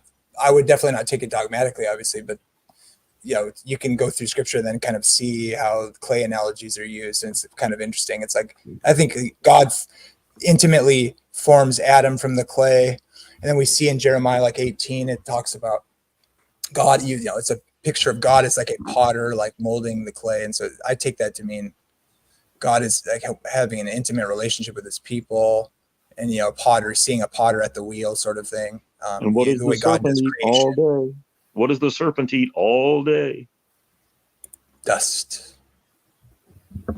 Can you repeat the question? I don't think I followed. Yeah, just like, do you think that? Okay, for me, I mean, if you're like Reformed or whatever, you might take it more like it was a sovereignty thing. But I tend to, and I don't have a problem with God being sovereign. That's absolutely the case. And so, but I would take the clay analogy, like if the clay is not mixing with the iron, I take that to be like those are God's his people in every sense. And then, is it appropriate to say, look at the way clay is used by the prophets, and then even like in Genesis 1, which to me conveys God, God literally, it's describing God as forming man, like he shapes him, like I take that to be like this, God's, a craftsman, and has this, Yeah, because Yeah, I've always Jeremiah speaks of the clay. He sees a guy making a clay pot where it's all wet and formed, but it didn't turn out right. It falls apart. So he takes this wet clay and stuff and forms it better. We get all that, but the prophecy later, Jeremiah,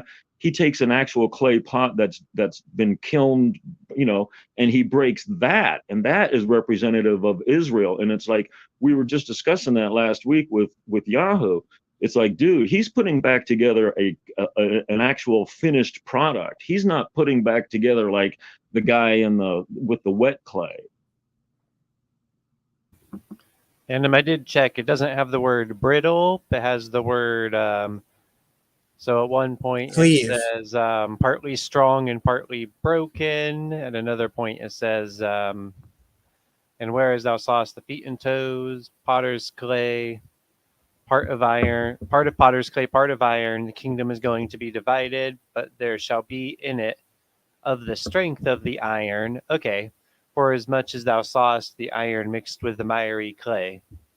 Okay, so it says it has the strength of the iron, and yet it's still going to be broken. I lost the... Oh, there's the part in the vision where it says it's broken.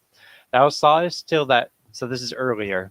Thou sawest till that a stone was cut out without hands. So he's telling Nebuchadnezzar the vision here. The stone which smote the image upon his feet. His feet that were of iron and clay, and break them to pieces. So it doesn't say it was brittle. It does say it has the strength of the iron, but then it says, in miry apparently just means muddy. So it says it's, according to the King James, iron mixed with muddy clay. So that's what I was asking, CJ. Is the muddy clay, is that just something to describe it as the iron? I've associated it as here's how I've thought of it in the past, is that the actual true believers don't mix with Rome. So then the clay represents the true church, and then Agreed. Iron represents Rome, and then typologically from there the entire world against the Savior. Yeah, I assume with the too. Babylon typology and such. Oh yeah, go ahead. So yeah. If that's true, and you take it that way too, CJ, what would you make of? Well, I don't know if he takes it that way. That's just my best way of like vaguely thinking of it. How about you, CJ? Well, so the view I've had of that particular portion of Daniel 2 is kind of in flux, because my original view was basically that it was like a reference to, because it's empires, and so I thought it was a reference to East and West being the two broken up elements of the Roman Empire. I don't know if I 100% believe that anymore, though. I kind of have. I've become less dispensationalist with time. Not completely undispensationalist, but less dispensationalist with time. So I'm not 100% sure I can answer that question with anything concrete, just because it's still kind of in flux. You know what I mean? May I offer you one detail of consideration? Because it's 2 feet, so perhaps that could be the east and west is the 1 foot in the other. Oh, I But like then that. the clay and iron are mixed together in both feet, of course, so that would be a different aspect. And you have 10 Possibly. kingdoms. Yeah, you have Right. 10 kingdoms, 10 toes, sort of thing. The 10, the Roman Empire goes on to be detailed as. But the three of rock hits the 10, feet. Plucks up The 3 of rock the 10. hits the feet. But the rock hits the feet. His point is they're 2. You know, right? Right. Yeah, Well, no, I'm that's just giving fine. that as a point that CJ can consider in his model. That's not, and I could consider it too in my model, Oh, but that's a different okay. model. Well, look at you were in Daniel 7, right? Just now. You're in Daniel 2, but if you go to Daniel I was 7, in Daniel 2. you see that the beast with 7 heads and 10 horns or whatever, or what is it? Yeah. Yeah, and I take Yeah. that as those are typological numbers. So 7 refers to a religiosity because the number of set apartness. So even the leopard, which is the earthly beast, because there's the dragon, which is the spiritual, and then that's the spirit of the beast that's a leopard and this and that. But the one from Revelation, that's an actual earthly empire, right? But it still has 7 heads. So I take the 7 heads to refer to like the religiosity of the world. So it might not even be an earthly institution. This is really a spiritual matter, I think. And then, but it does play out politically as a matter of earthly politics, but it might be a lot more complex where the unifying thing is the one spirit of the dragon and the unifying thing is this 7-headed set apartness, because it's 7 set apart. And Well, then, don't you think the dragon and then is the Satan? 10, well, I'll just finish my perspective real quick and then it'll be like open. So then the 10 is a number of completeness. So that probably refers to globalness more than a specific count of 10. But that's just my opinion on it. Yeah. So like a 7 like local and a 10 like global, I think if I was following. Yeah, it's both global, but 10 signifies like a complete count, whereas 7 like the signifies the commandments. religiosity through the representing of set apartness. Except for, I would just point out that in the imagery there's the 10 horns, right, or whatever, isn't it? And then he plucks the same beast, which is clearly identified as the Roman power, plucks up 3 of the 10, right? So, which represent kingdoms also, I think. And so it's really interesting that there's 10 European nations. And then there's one that's the middle of 3, and that one talks and stuff, right? So you have a point, but I would probably interpret those according to typology also, and follow that through personally. Right. Well, the horn that speaks seems to me to be a reference back to when it says in Daniel 7 that he'll speak great words against the Most High, speak blasphemies against the Most High. We know that the horn is almost certainly Rome, the little horn, at least in Daniel 7, let's say. That's pretty agreeable by everyone. And then that horn comes up like among them or whatever, and then he plucks up 3 of the 10. And so if horns are heads of nations and we have the 10 kingdoms that become the European nations, and then we know that like the Roman Empire did that, like plucked up 3 of the 10 because like the Aryans or one of them, the barbarians, I think in the, what is it, CJ, the Ostrogoths or something. Yeah, Ostrogoths, Visigoths, Vandals, and Lombards were the big 4. All right. And so I don't know, it seems like and then we have the European nations, because even futurists would say there's a tie to that. The question is, it depends. Like you can make where you want to put the cutoff for the empire sort of interpretation that everybody agrees on, which is the succession of empires. And so if it's still describing that 4th kingdom, and then he does things to these other horns, that seems to me like, why would you cut that off and throw it into that part into the future? I don't really get how you have this succession of kingdoms that's laid out and that everybody's agreed upon, these longer periods of time, hundreds and hundreds of years, and then one kingdom after the other. And then it's still using the description of that fourth empire, the Roman one. And then he's plucking up other horns, and it's using similar symbolism to represent these other things, which are horns, right? So they're coming up. It's like a succession of time. Why wouldn't you just keep going with the same sort of pattern of one kingdom after the other? That same kingdom is doing stuff, and then I don't know. I'll leave it at that. I did want to ask CJ on the abortion thing too, if you want. I was just curious, like, what you think of, because I was talking to my friends when we were taking a road trip a few weeks ago, and we were talking about abortion, and we're all pro-life, of course, but my thought was, okay, so obviously if a wife's life's if there's like a 1% chance the baby's going to come to term, and then so if a woman wants to take that risk, I would say I would look like I would admire that. But then I was thinking, if my wife, say like one doctor said there's like a 50-50 chance that she'll survive, and if she doesn't survive, it's almost certain the baby will die also.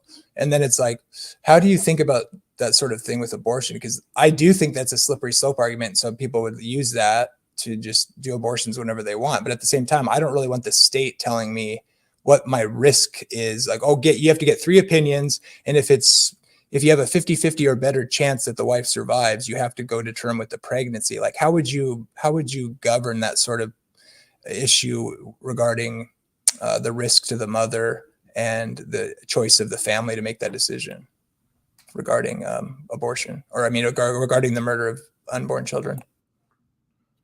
It's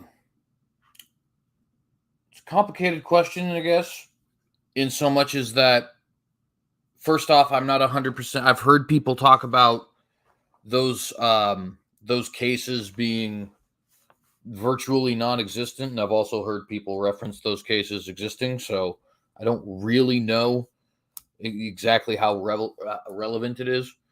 Beyond that, I'd also say I would refuse to engage the question with anybody who was not actively agreeing with me that the rest of them should be banned outright.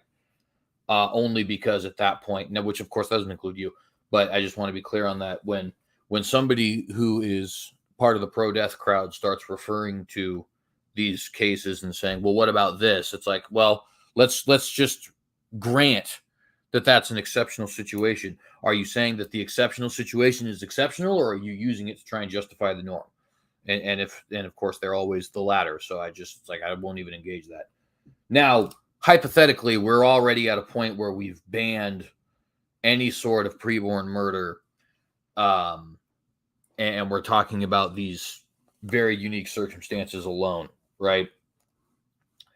I tend to think if a doctor is put in a situation where the answer is 1 or 0, as far as human lives which can be preserved, I don't think he has any other choice but to preserve one. But I also don't think that even classifies as in what we medically term abortion. You know what I mean? Like, it's almost like the situation in the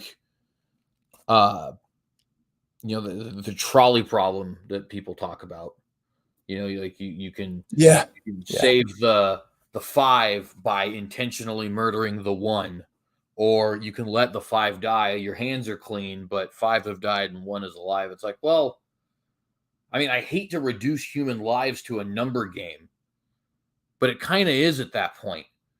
You know what I mean? It's like, well, no, not with the trolley thing, because you're murdering someone and that's 1 person dying to save 5 lives. You don't do that, because you see what happens is, like, maybe trolley safety needs to be better and trolleys need to be built better or whatever, but the 5 are dying. separate from murder. So you don't murder one person, you have to let 5 people die. Sometimes people die. So if you're saying that like it becomes a numbers game, so obviously you kill the one person, you're absolutely wrong. You let the 5 die because you don't murder, and then whatever caused those 5 to die, that has to be addressed in the future for public Yeah, safety. but if you've heard the trolley, if you've heard it before, you're going to answer different when asked. Well, I don't know. I went with CJ used the word murder, so I held CJ to the word murder when he used it. Murder the one. Let me make it a little more maybe more reasonable or more realistic. Let's say this. Let's say my wife. Well, no, I don't want to get too distracted on this because CJ had a good response, and I appreciate what you were saying, and I really want to respond to what you were saying really directly too, Jamie. Let me restate it so maybe it'll make it more realistic in the same. It's the same sort of thing. I just wanted to try to like maybe make it more difficult or whatever. Let's say my wife is sick. She has some sort of injury or some sort of disease where pregnancy would be really hard on her, and we weren't necessarily even meaning to have children, but it happens or whatever. But for whatever reason, we're a family and whatever, we want to have a kid or whatever, we're fine with that. But then it's like, because of her, it's like, at what point should we say that the family doesn't decide how much risk they were like? Are we going to say if we just don't end a pregnancy under any circumstances, or like, because that's why I brought up the percentage thing. It doesn't even have to be a certain like chance of her surviving. Let's just say it's like, if there's any like, what would constitute a severe risk? I'm not even sure. I'm not saying I even know what that is. Like, if my wife had a 30% chance of dying, would I want her to go through with the pregnancy? Well, it might depend on how early, because to me, there is a difference between, in those kind of circumstances, is to say the baby's like, fully developed in her stomach, and we figure out she might die. That would be a lot easier to say, to take a risk of having the baby. But if she's 2 weeks pregnant and we find out, there's even a 30% chance she could die, I would consider wanting to end the pregnancy, more so the earlier on it was caught. Not that I don't think that that's ending the life of a human, but because there seems to be a difference in my mind to, like, say, ending a 2-week pregnancy is compared to the other, right? Like, say, ending where you have to dismember a child or something to remove the pregnancy, which is awful. But of course, they're both killing a human person. So I'm not sure. I mean, I think it should be up to the family, though, maybe. But that's a slippery slope. I don't know what to make of that or how to deal with that. And so there's like a few main points to address on that. And the first one is the matter of, I'll just go with the one you said last, slippery slope, is almost any law is a slippery slope in some sense, but the legal system and like with judges and lawyers and the Supreme Court and stuff, they're actually pretty good at handling those things. Like, with how corrupt most things are in government and stuff, I'm surprised when I pay attention to what's going on with law and stuff that if it's not politically charged, or even if it is, it'll still go the way it should, so that's why legislators have to do stuff, because the legal system won't just become corrupt on its own very easily.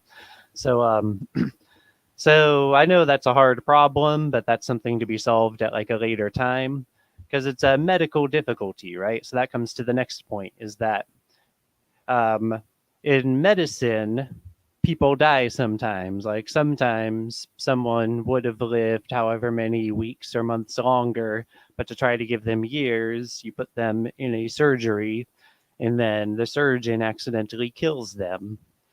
And I'm wording it that way because sometimes that's how it happens. It's not just like they fail to save them, but the surgeon kills them, right? But that's a risk of surgery, and the surgeon isn't going to be charged with manslaughter. There'll be an investigation and stuff, and if it was within reason and he's actually a good surgeon and everything, then it's not going to be treated as any kind of infraction, because it's so that's the difficulty of medicine, right? And so that's just a fact of the difficulty of medicine, and that's a something that has to be addressed once murder is criminalized. But it's not murder once it's actually a genuine, sincerely medical matter. So then the fact that that can be abused is what it is. Because this brings me to another point. I think there are apologists out there who say that those problems are essentially non-existent because it's like they want to have an answer to that last difficult point about murder of the preborn. And the actual correct answer is to separate medicine from murder. And then how do you distinguish those things? Well, each of those, that can be a pretty tough discussion on this topic, but they are separate things. So in essence, it's as simple as separating them. But they'll try to answer it by saying the medical thing is a non-existent problem. And I suspect that that's just not true. And that it is an existent problem and it does need to be addressed. So in that sense, I appreciate you bringing it up, Jamie. So that's my perspective on it. You know, it's not an easy issue, but I've thought about it a lot over the past few years. And hopefully this is a well thought out response. Yeah, I think, and it first off, I think it is, and second off, I think it also is. It's kind of in line with what I was kind of saying here too, right? Where it's like it's first we have to agree that this is just an unbelievably rare situation, and that the rest of them are wrong. And then once we've narrowed down that and weeded out the people who are using this as mere rhetoric, at that point, well, I'm not sure about the unbelievably rare part, but the separating when it's an authentic medical matter from murder, you know, because sometimes it's literally like, well, I don't think I make enough money to support the child is their justification, or, well, I just don't want a child at this point in my life and it's my right is their justification, right? So yeah, separating out murder from medicine, and then medicine is difficult. But I don't necessarily agree it's unbelievably rare. Sorry to totally interrupt you, but that is the one point that I'm skeptical that it's unbelievably rare. Yeah. Yeah, well, and I guess maybe I should even look at the numbers on that just to be sure before I say anything more on that particular regard. But regardless, I would grant uncommon. I'll say that I would grant the word uncommon. Well, sure. there's let me just throw 10 seconds. A tubal pregnancy has never been considered an abortion, a murder. It is if you let it go for a while, the woman would be in so much pain that even in the 1500s, you would eventually cut her open to see what the heck's going on in there. So just to differentiate on, oh, this child was like 8 months along and had no brain and was going to kill the mother is completely different from a tubal pregnancy where the egg did not go to the proper place to attach to the wall. It attached inside the tube. So before you answer, CJ, on the, because Jamie threw out a couple. Oh, I said 10 seconds. I'm hushing. You guys got the idea. Yeah, and I think it was a important thing to add here too, because that is also true, right? When and this is why I pointed out earlier, I think it's important for us to, whenever this is brought up by the pro-death crowd, to be like, look, this is not something that I'm even willing to entertain with you. Now, with fellow abortion abolitionists or those who want to eliminate the murder of the preborn, that is a worthy thing to consider, because I already know we agree that this is not an excuse to justify the norm, right? Whether it's 0.5% or 5% or 15% of abortions, the fact of the matter is that overwhelming majority is still evil. It's still something we want completely banned, right? And when we do get back to the group that we are talking about, that we're now, that we're now agreeing to have this conversation with, it's one of those things where it's like, I don't know very many. Actually, I don't know of any. I'm sure they exist, but I don't personally know them or know of them. I don't know of any pro-lifers who have not thought to themselves, it's at least theoretically possible that there is something which may need to be carved out for a potential quote-unquote exception. But if that's to be considered an exception, then it's really not to be considered an abortion.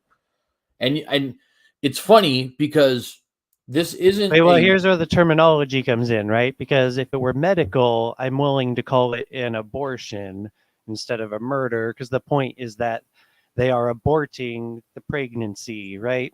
Because I don't have a problem with ending the process of a pregnancy. I have the problem with the murder part, and not every death is a murder, right? So if it's medical, that's when it is an abortion. But if I heard you right, you said it would be an exception, so it wouldn't be one. But what you mean is it wouldn't be murder, unless I didn't follow. No, Yeah, you follow and perfectly. For our secular friends, we all know the Hippocratic Oath. Do no harm is number one. Number two, does anybody know what number two? Perform no abortion. Is it really? I didn't know that, actually. Well, in the original version, it's specifically mentioned somewhere.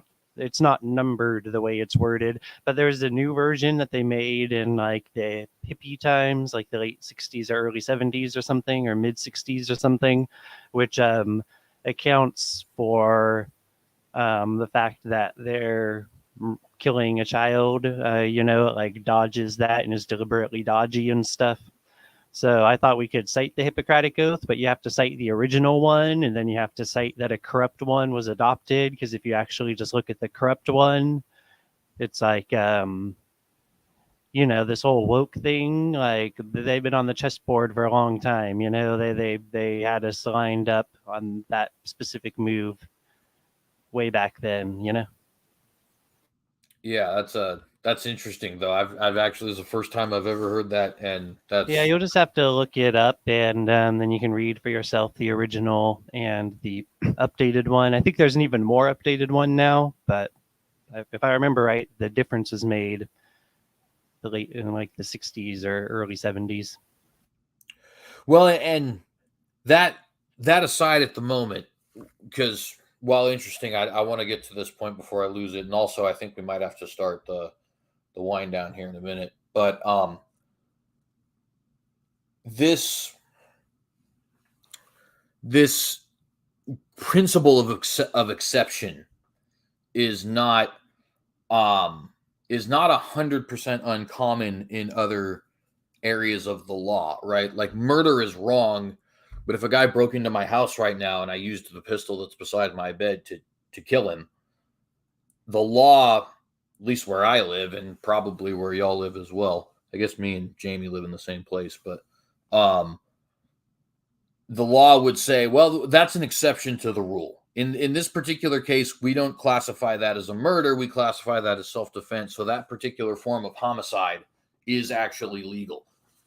And of course that's not true for everything, right? Like I don't think there's any legally carved out exceptions to theft, for example. But the point in bringing that up is just no, there probably is to some extent, like in emergencies, probably. And then I don't know exactly where in the law that comes up in interpretation or legislation or what, but it's probably accounted for somewhere. Yeah, and then that's even a fair point, right? I wasn't even considering that. Like if I'll read it for you. Yeah. Yeah, and so the long and short then is just to say, I think any reasonable abolitionist, that is to say, wants the murder of the preborn to be completely done away with, right? I think any reasonable abolitionist, if they came to the point where they actually could pen out the law and we were all collectively discussing it with each other, and hypothetically it's just us, there's no non-abolitionists in the room, right? It seems to me like we would be able to come to a consensus pretty quickly. Okay, we need to carve out some exception. It's just a matter of where that line is. And I think the line is pretty much at the position of if I'm not the one pulling the trigger, I'm just the one doing the saving, and my ability to save either is 1 or 0, then of course you go with the 1, right? And even then, of course, that involves a little bit of if she's willing to take the 1% risk, more power to her, right? that is one of those my body, my choice moments at that point, because you're putting your own, sacrificing yourself, putting your life on the line for the slim chance that you might have a viable pregnancy. But you know, that would have to be an exception to the okay, yeah, but mental health issues, that's not a legitimate reason. Convenience, which last I checked was like 88% of all abortions, that's not a legitimate reason. Health, as in, you know, non-life threatening health things like, oh, you fear that it's going to have, you know, this, that, or the third effect that's just normal for pregnancy. That's not a reason. Not having the money is not a reason. This one, I think, is probably shocking to some, but I'll be very honest with you. I don't think that when people say, well, like, you know, teenage girls, okay, well, it's not really my fault or the baby's fault or anyone else's fault that you decided to sleep around as a 15-year-old girl. I mean, I don't see why that is something that, and I can take that even further. The response to sexual assault should be to repeal Coker v. Georgia and execute rapists, not repeal Jackson v. Dobbs and execute babies. I'm not saying she has to keep the baby, and I would be willing to make a sacrifice, even though this goes against my conservative judgments.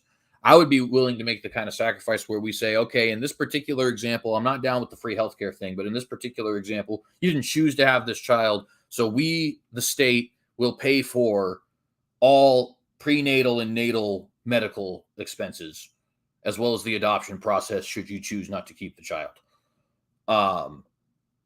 I know that goes against the capitalistic and conservative judgments of many of my peers, including myself, but compromises have to be made somewhere, right? And if I'm going to say no, definitively no, rape is not an excuse to abort a child, I think I should also be willing to say, okay, but first off, execute the rapist. And secondly, I am willing to foot the bill for your medical and psychological trauma, considering the fact that you had nothing to do with the conception of this child, at least consensually speaking. Yeah, I think some of this stuff, it's important to be firm that these things are separate from the debate about if the murders should be illegal. And so, yeah, so I hear what you're saying, and it's just separate because here's the thing, is that crimes have victims. So that would be like, if it was not illegal to, I'll just use the word, I guess. If it was not illegal to rape, then there would be something to complain about. Like, we're not complaining that that murdering preborn children is illegal, but then criminals are doing it. We're complaining that it's illegal. So Yeah, exactly. yeah, I hope that makes sense. 100%. I'm totally with you.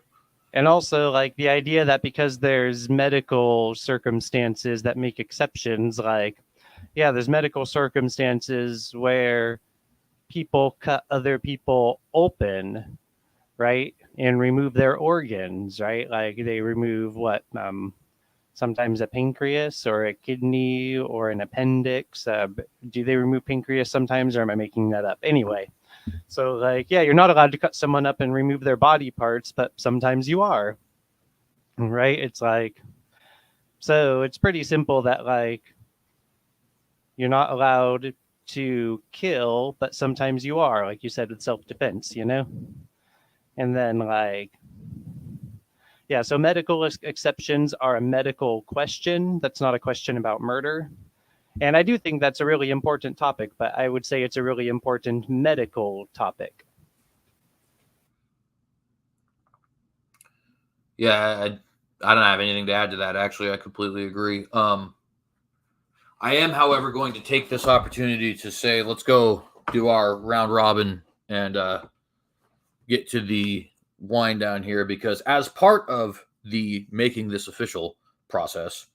I think 3.5 hours is kind of a hard cutoff for these open rooms because it seems I don't know if this is just me. It seems unprofessional to have a 6-hour long video, unless it's like a documentary or something like that. But I don't know.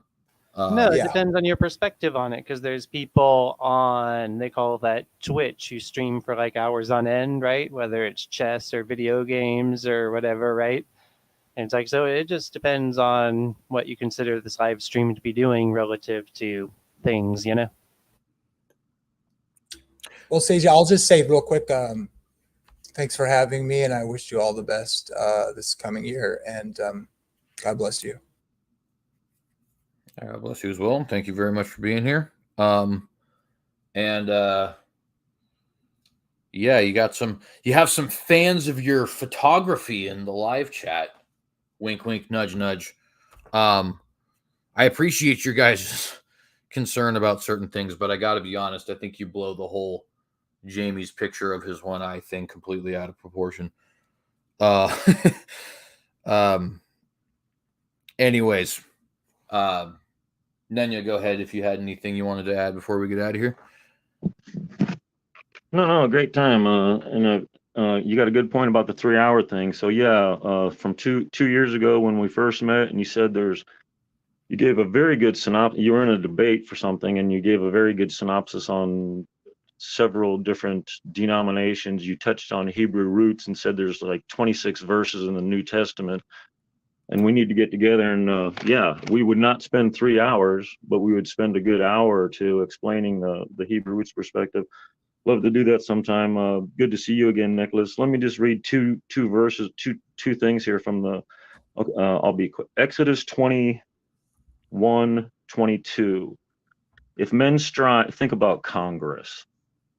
If men strive and hurt a woman with child, so that her fruit depart from her, and yet no mischief follow, like the child dies, he shall surely be punished according as the woman's husband, and he shall pay as the judges determine.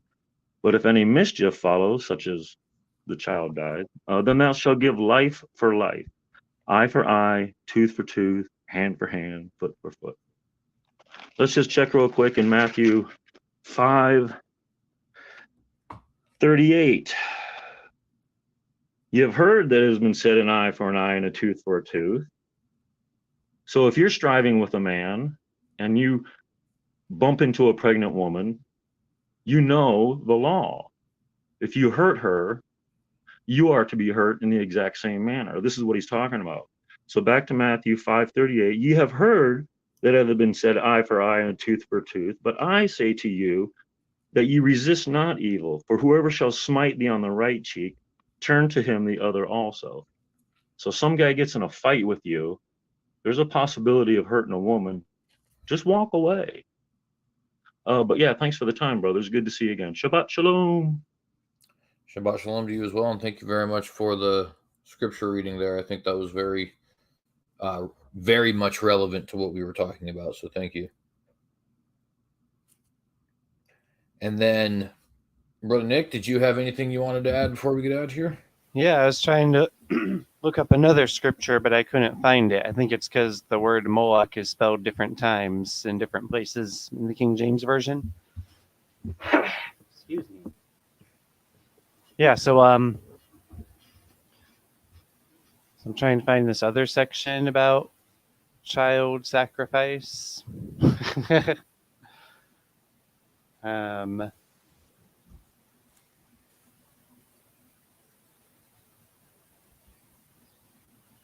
Okay, Do not learn the way of the heathens. Do not do as they do. Do not do as they do and say you are doing it for me. For they even send their children through the fire. Okay, that's probably not the same part I'm thinking of. I remember. Doggone it! I thought I nailed it. It might be part of the same chapter, but I kind of think it's not. Yeah, because but I'm remembering. He says like if you turn away, then God's going to punish you too, but I'm still not remembering any of the wording of it. Turn your eye from. That's probably going to give me too many results. It didn't give me any results. Pardon me. Dang it, was this supposed to go smoothly, CJ? Well, a little bit, but if you need some time to find it, I'm not too worried about that. Well, now it's actually my computer that's I have too many things open on the internet. Here we go. So God says if they turn their eye from child sacrifice, they will be punished also. So hopefully this will come up quickly because of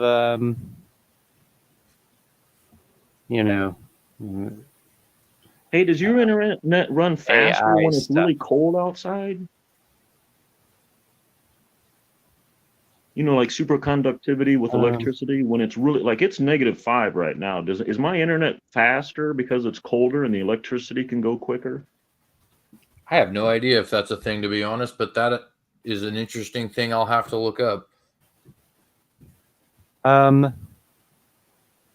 I don't remember, to tell you the truth. There's so many factors, it's rather complex, right? But I mean, I've heard of people that buy and sell stocks moving closer maybe. to the New York Stock Exchange back in the internet days to get that billionth of a second faster information than some guy that was 10 miles away. It's possible you did have the right part because, no, it looks like the very same chapter doesn't come up for that.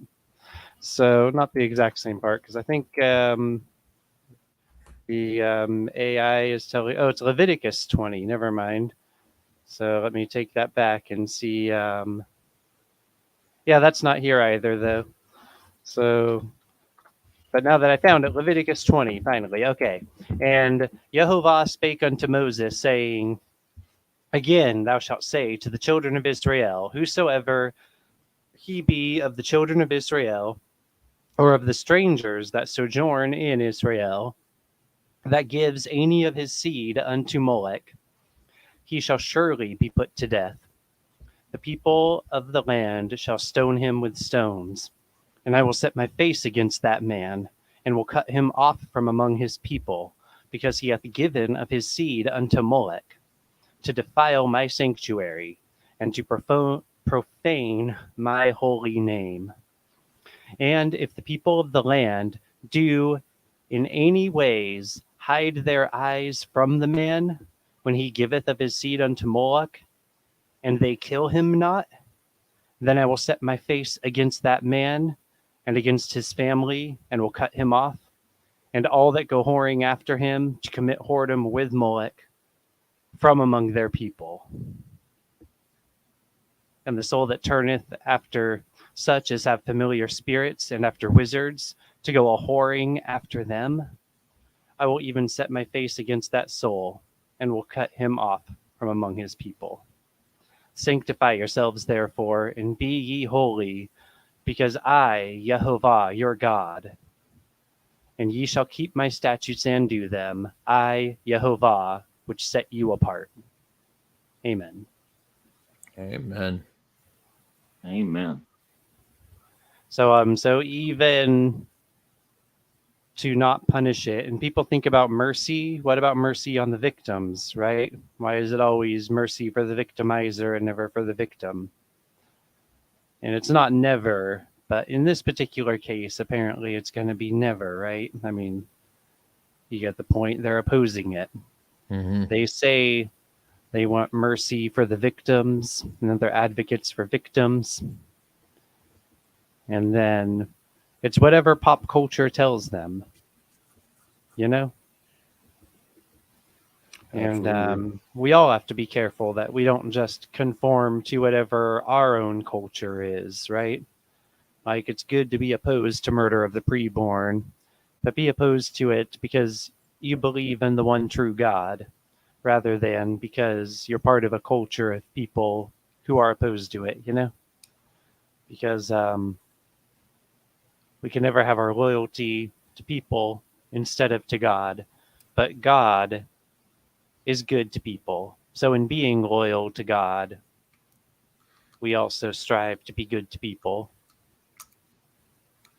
Yeah, so it's not that we're rejecting people or anything, but it's always the foundation is in God. Just trust Messiah. Amen. And with that, friends, I'll go ahead and give my parting words. First off, shaloms to you all. Thank you very much for being here on this Sabbath night open mic as we are returning back to regular programming, but hopefully in a much more edifying, academic, intellectual, and professional manner. I think we did a good job of that tonight. And if you agree, please do like, share, and subscribe to this channel if you have not done so, and hit the bell to get notified every time that we go live. Remember, you can follow us on various social media platforms if you fancy. I am on Facebook, Twitter, Gab, Minds, and Truth Social at TheCynicogue. I'll make sure to edit the description to get links there if anybody's interested. And please do share this video to whatever websites you're frequenting. If you'd like to support the work we are doing here, you can do so either by subscribing to the Patreon or by becoming a channel member or by giving super chats and super stickers or by giving a one-time donation to the PayPal. We certainly appreciate anybody who is contributing in this way. I am planning on being a full-time academic at some point. At this stage, that is future, but of course, one of the ways that's going to be accomplished is through the donations of the body from people like y'all, and I appreciate that tremendously. Of course, have to name drop the book, 15 Questions for Calvinists Answered. You can get on Amazon. I'll make sure to provide a link to that in the description. Actually, I might have done that part already, as well as links to a couple of debates that I've done. And I want to recap a little bit of what we talked about today before we get out of here. So in the first portion of the show, well, the very first portion, we talked about some of the new rules here. The largest portion of the show, we were talking about the complication of history and why we can't view history through the lens of good guys and bad guys, but rather must view it through the lens of highly complicated human beings. And of course, also through the lens of a thrice holy God whose righteousness never changes. We are gray, but he is very much black and white. And the white is he and the black is everything that is against him, right? And I think that was a very excellent conversation.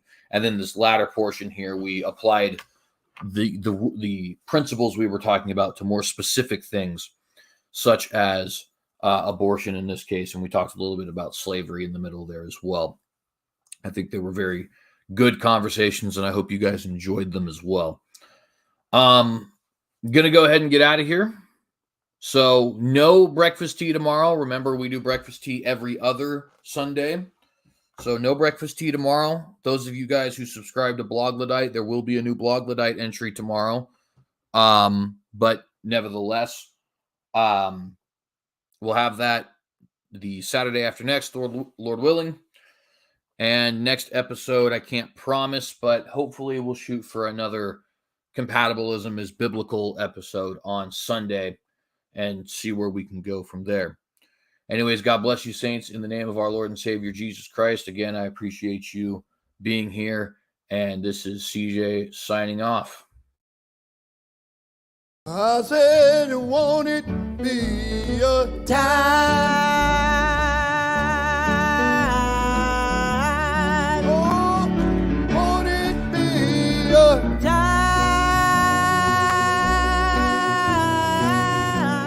Oh. Hey, you, sir and or madam who is potentially watching this video. You look there, somewhere on this page, you will see that I actually have a book out called 15 Questions for Calvinists Answered. If you would like to get answers to some of your pressing questions as a non-Calvinist, or to some of the questions non-Calvinists are pressing you with as a Calvinist, please do consider checking the link in the description below, where you can purchase either paperback or digital copy of my book. Again, that is 15 Questions for Calvinists Answered. And please leave a review whether you find it helpful or not so much. Please remember to like and subscribe to this channel. Shalom.